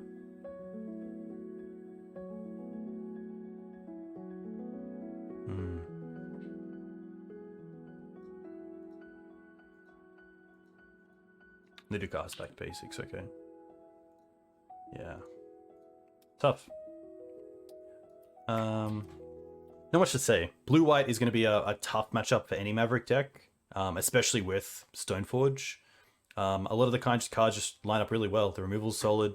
Yeah, like sometimes you can get there if they start on like a Tundra hand and you can take them off a few lands, but as you can see, their mana base is pretty wasteland proof. If you have the Thalias, they probably have the Stoneforge Mystics. It's tough. It's definitely a winnable matchup, but it's definitely not a favored one. So not too unhappy with the loss, but I think yeah, maybe there was a bit of better play there with that like turn 1 Green Sun Zenith for like another threat instead of trying to go for Dried Arbor. But we will see you in the third game, in the fifth game in the last. Cheers. Hey team, up against Fake Shaver on the draw with a 1-lander but 2 ways to accelerate. So I'm actually pretty happy to keep this.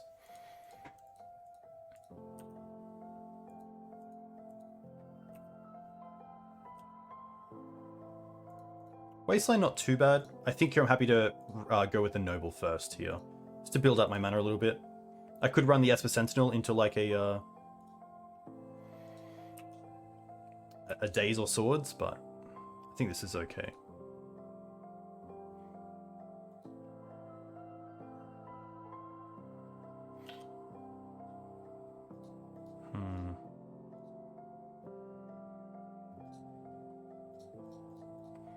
Again, don't mind building up my mana.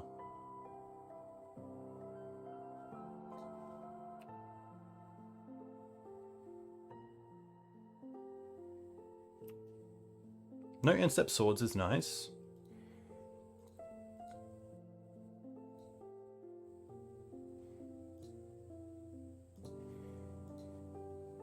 It's gonna be another blue-white deck, which is gonna be tough, but you gotta beat the best to be the best, so hopefully can bounce back.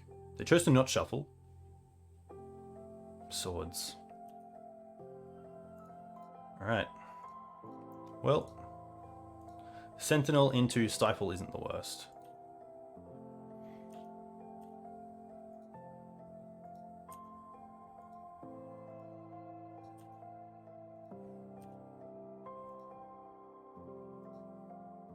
No land drop.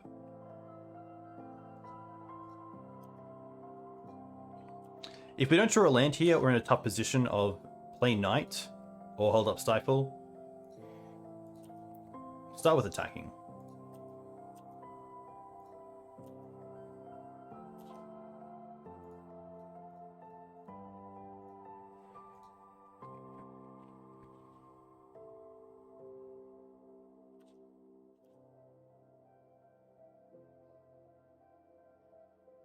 I'd love for them to like Snapcaster, but it's not going to happen. This happens. Yes.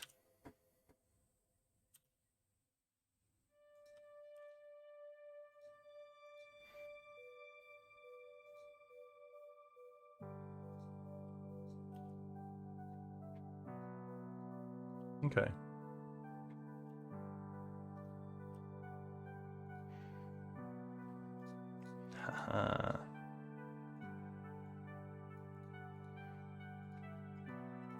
Nice.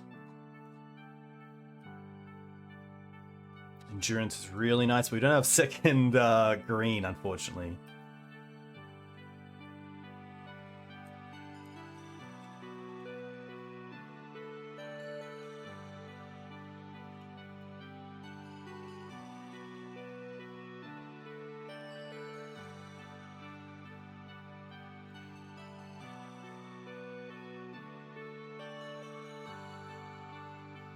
They chose to not shuffle, but didn't take a land?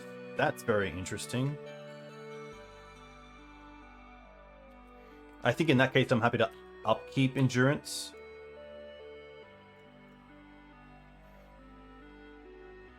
To keep them off Snapcaster into Swords.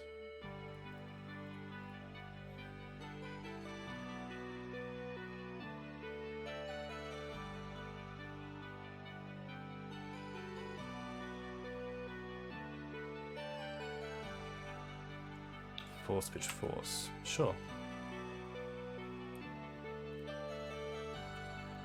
See what they get here. Batter Skull. No. Knight is good. Hitting the Endurance means they most likely have Snapcaster Mage in hand. Yeah.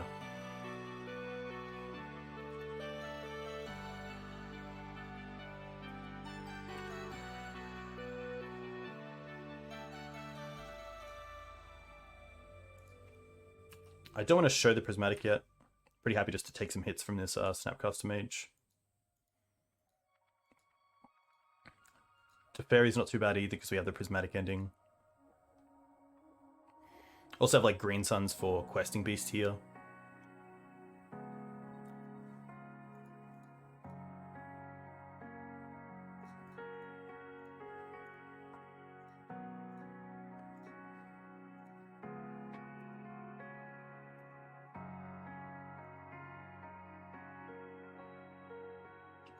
Jace is pretty good.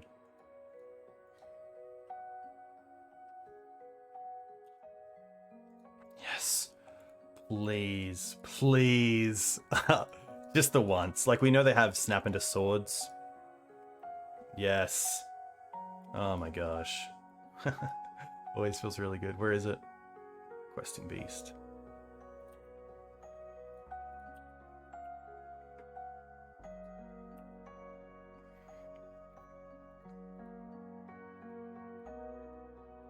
Maybe there was a world where, like, getting rid of that Snapcaster Mage was correct. just because of the added value they get from it.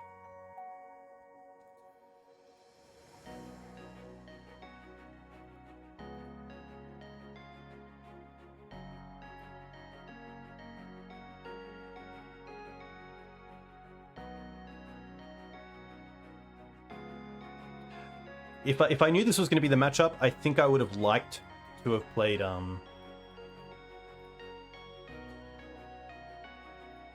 Choke over Carpet. But that's the only change.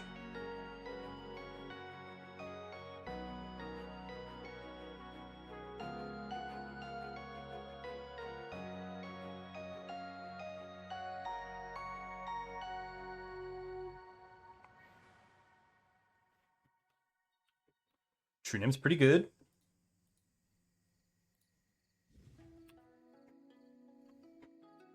True Name's a hard one to beat for BANT.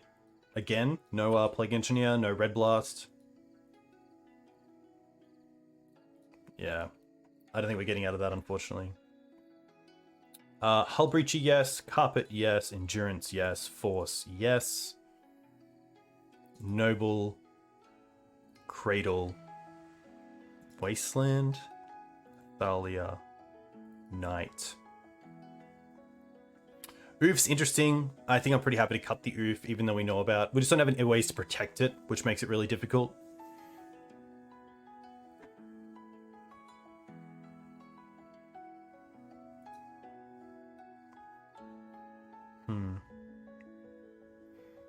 Could potentially just be a Swords.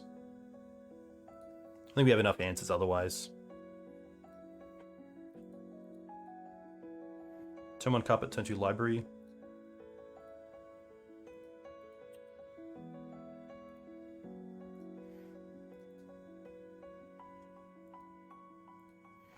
I'm gonna play this out because we know about the second one in hand. They probably just got like Fetch Pass. Or Prismatic Ending. But that's one less for the Sylvan Library, which is nice. Probably just going to play Ghost Quarter here. And just try to get as many cards off this library before they deal with it.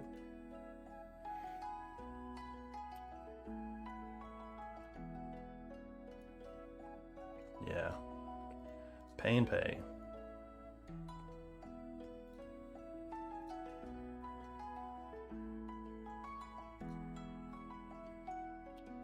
I don't want to play the Ramen Up out unless we get value straight away.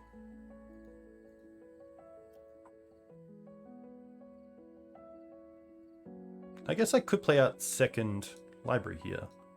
That's not too bad.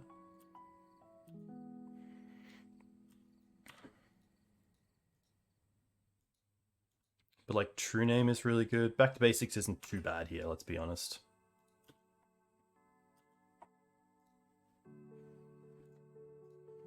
Put on top. Put on top.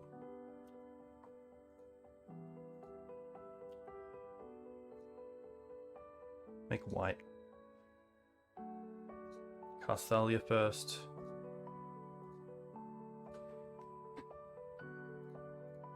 Play Caracas.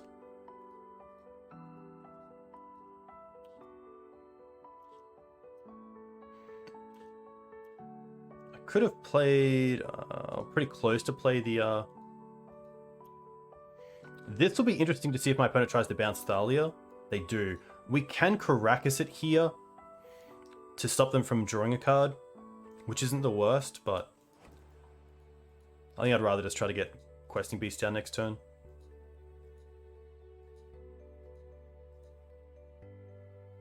We know about the basic on top. There's a world where I could go for like Dried Arbor end step. I'm gonna do that. I'm gonna play a little bit loose here.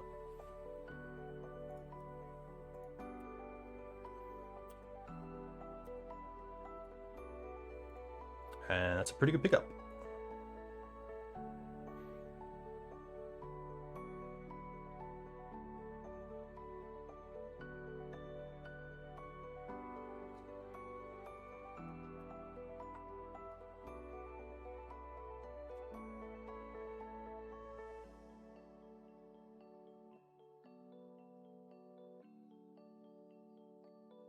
I don't mind green for Ramanap. Then we get to play the Windswept Heath.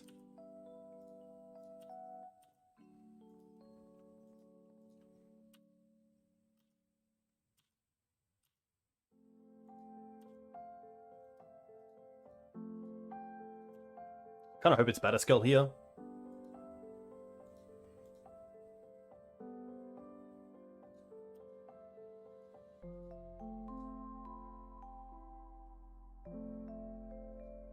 This is fine.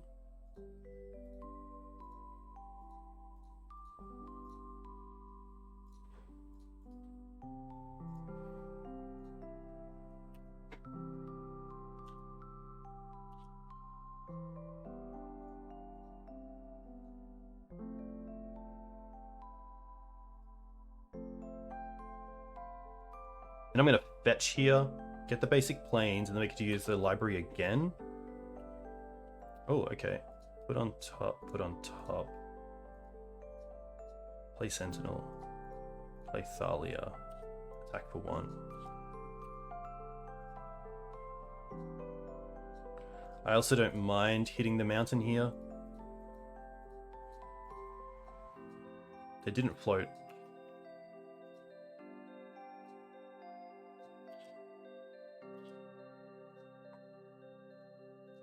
Put on top.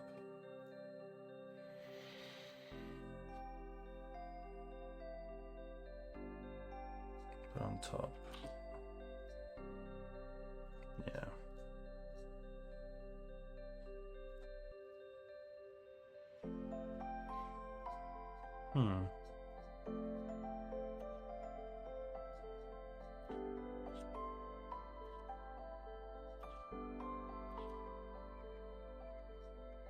Nothing I really want here with the Green Suns just yet, so I'm going to pass.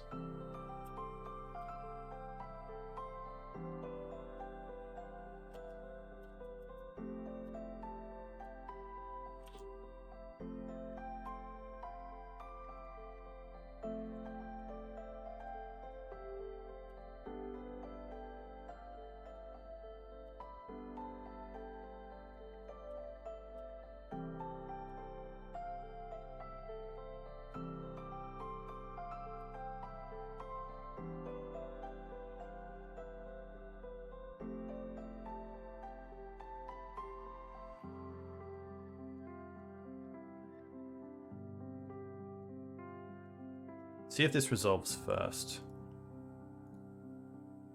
It does. It's either Uro or Endurance. I don't mind Endurance to take them off like Prismatic Endings and Swords.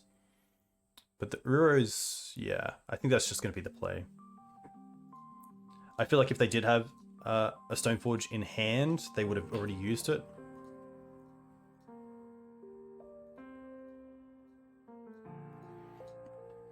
Swords is okay.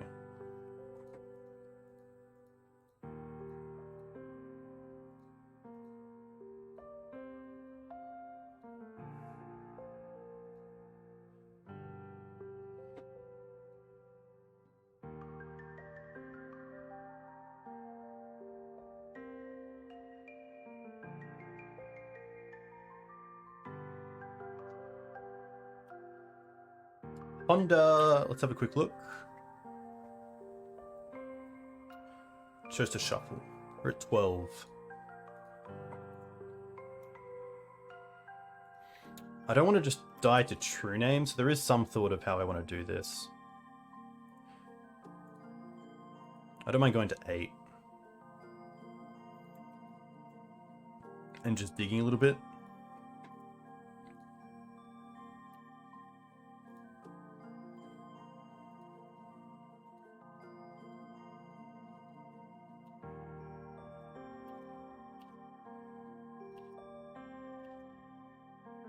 Pretty huge.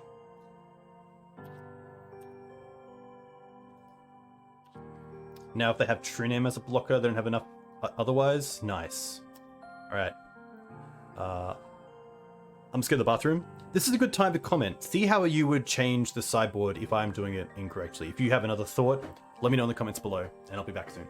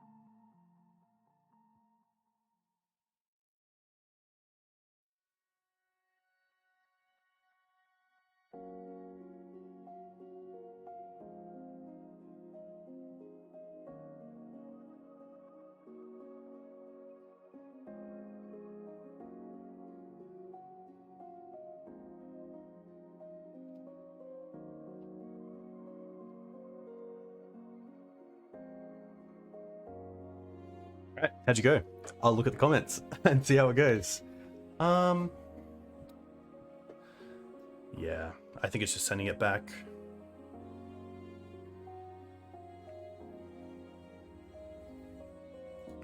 We haven't seen the hull breaches yet. Would love to see the hull breaches in a nice spot where they brainstorm.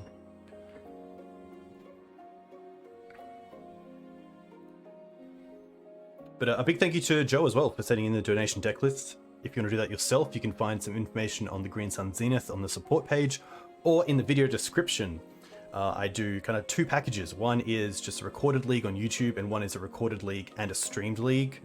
And with all of them, I'll go over the list with you before it all, talk about some changes pre-league, post-league, talk about changes, how I would kind of go about building the deck. But it's been good. Joe's been awesome. Made some changes before this. It was on like a 4 full play set of Stifle build, and then we kind of cut it back for more creatures, like an extra Thalia, so it's a 3-3 split between Thalia and Esper Sentinel. This hand's pretty nice. I'm not sure if I should be the control player here, but I think this is okay.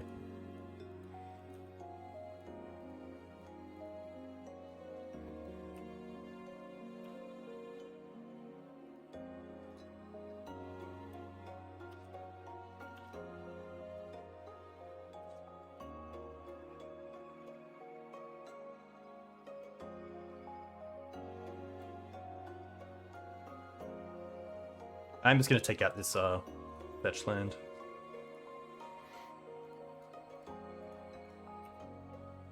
Oh, they kept a one-lander? No! Well, we're definitely just going to try to get our advantage going here with the Sylvan Library. I mean, that's the power of Stifles sometimes. Just a little bit too good. Okay, their final land.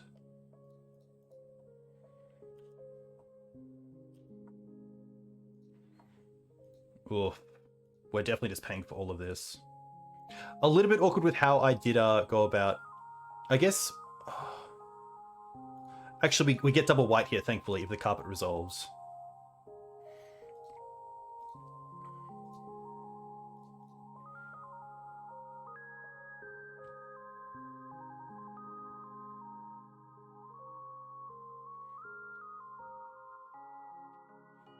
Carpet, really nice here.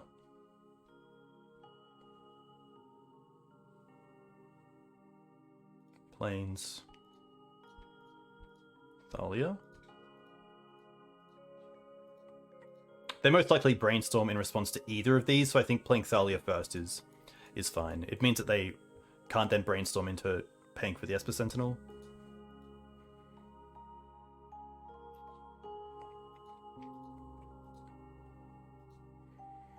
There is a... Oh my gosh, okay. Well, they obviously didn't hit a land drop there, and the Stifle just got them. And I mean, that is the power of playing Stifle sometimes. It can just get them. It's a very Feast or Famine card, I will admit. And potentially, you know, not relevant in Maverick, but I think there we got to be pretty happy with how it came out. Yeah, that's pretty unfortunate for my opponent, but you keep on landers and that sometimes just happens, so... Looking back at the deck list, let's have a quick little rundown here. So what did I really like? I like the Uro. There's a few times there where the Uro was just gas, either gaining some life or drawing those extra cards was really nice. Esper Sentinel, I'm on the fence about. It did tax our opponent, but it didn't necessarily draw us a lot of cards, which I think I'm happy with. Is it better than, say, Mother of Runes? That's a tough question, and I think it's a no. But it does do something that Mother doesn't do, which is draw cards. Mother, in a way, does tax by making your opponent find 2 ways to remove or dig for something like Plague Engineer. But I think for now, it's really fun to play around with. I'm incredibly fascinated by this card, and I really want to see it do well. So playing it here has been nice. The Stifles were good. You know, a 1-mana Wasteland isn't too bad, and it does really add to the deck. You know, it's 1 less mana that my opponent has to pay for Thalia or Esper Sentinel, so there is some nice synergy there. The awkward parts were where you might have like a turn 1 Noble, turn 2 Knight, but then have Stifle. It's like, well, do you hold up the Stifle? Do you play like a turn 2 like Thalia, but then you still can't hold up Stifle because now it costs 2. But luckily for us, there were a few times there where we just drew the extra land to like play the Knight and then have Stifle up. Again, just one of those cards that, you know, if you want to play some fun ofs, I think that Stifle would be considered a fun of. But as well, it has some nice synergy in the deck. I'm not going to lie. The extra removal and Prismatic Ending was really nice. Questing Beast was great. The Green Suns package overall was quite nice. I think with the blue splash, just the Uro is fine as a blue creature. I know there is another one that allows you to have some sort of loam effect. I can't remember the card, but I think that Uro is fine. If anything, I'd like to see a second one in the 75, because it's really nice to have 2 going back and forth. For the board, we didn't see the Hull Breachers, but I do like them in the matchups where we're taking out the Knights, sort of those blue-white matchups. Meddling Mages, most likely for combo, didn't really see them. Gaddock Teeg, again, not really needed, and Seeds of Innocence in this league probably would have rathered another Force of Vigor effect. And the carpets were actually pretty nice. You know, I could see a mix of both carpet and choke in the board, potentially taking out like the seeds, and maybe the Hull Breaches and just go all in on like the choke plan, which could be nice because Hull Breaches can be a little bit awkward with when you're holding them up. If your opponent just goes kind of like third land pass and you just go Hull Breach and they go Brainstorm in response and then like swords it or something. A little bit awkward, but I don't mind it. Again, a way to tax your opponent, a way to pressure your opponent. It has a nice upside of creating lands. The mana base was quite nice. A few times there, carpet did save us with how we fetched, but overall I felt the mana base was pretty strong. Having 2 forests and 1 plains is fantastic, and I really like this in any 3-color deck because it means you can cast Knight of the Reliquary under a backed basics, and really any of your deck, which is nice, even an endurance. That's pretty cool. To Tony, who just followed me on Twitch, a huge thank you. I hope you're doing well. But that's going to be me. We will be doing a stream of this as well, which is cool, coming up. So if you do like this deck and want to see it in action, probably this coming Thursday evening will be the stream. So we'll see you then. Again, if you like this content, please consider subscribing. Comment with your comments. I always like to hear from you guys. I always reply. And of course, like the video, share it with anyone you like who would like BANT Maverick. And yeah, we'll see you soon. Cheers.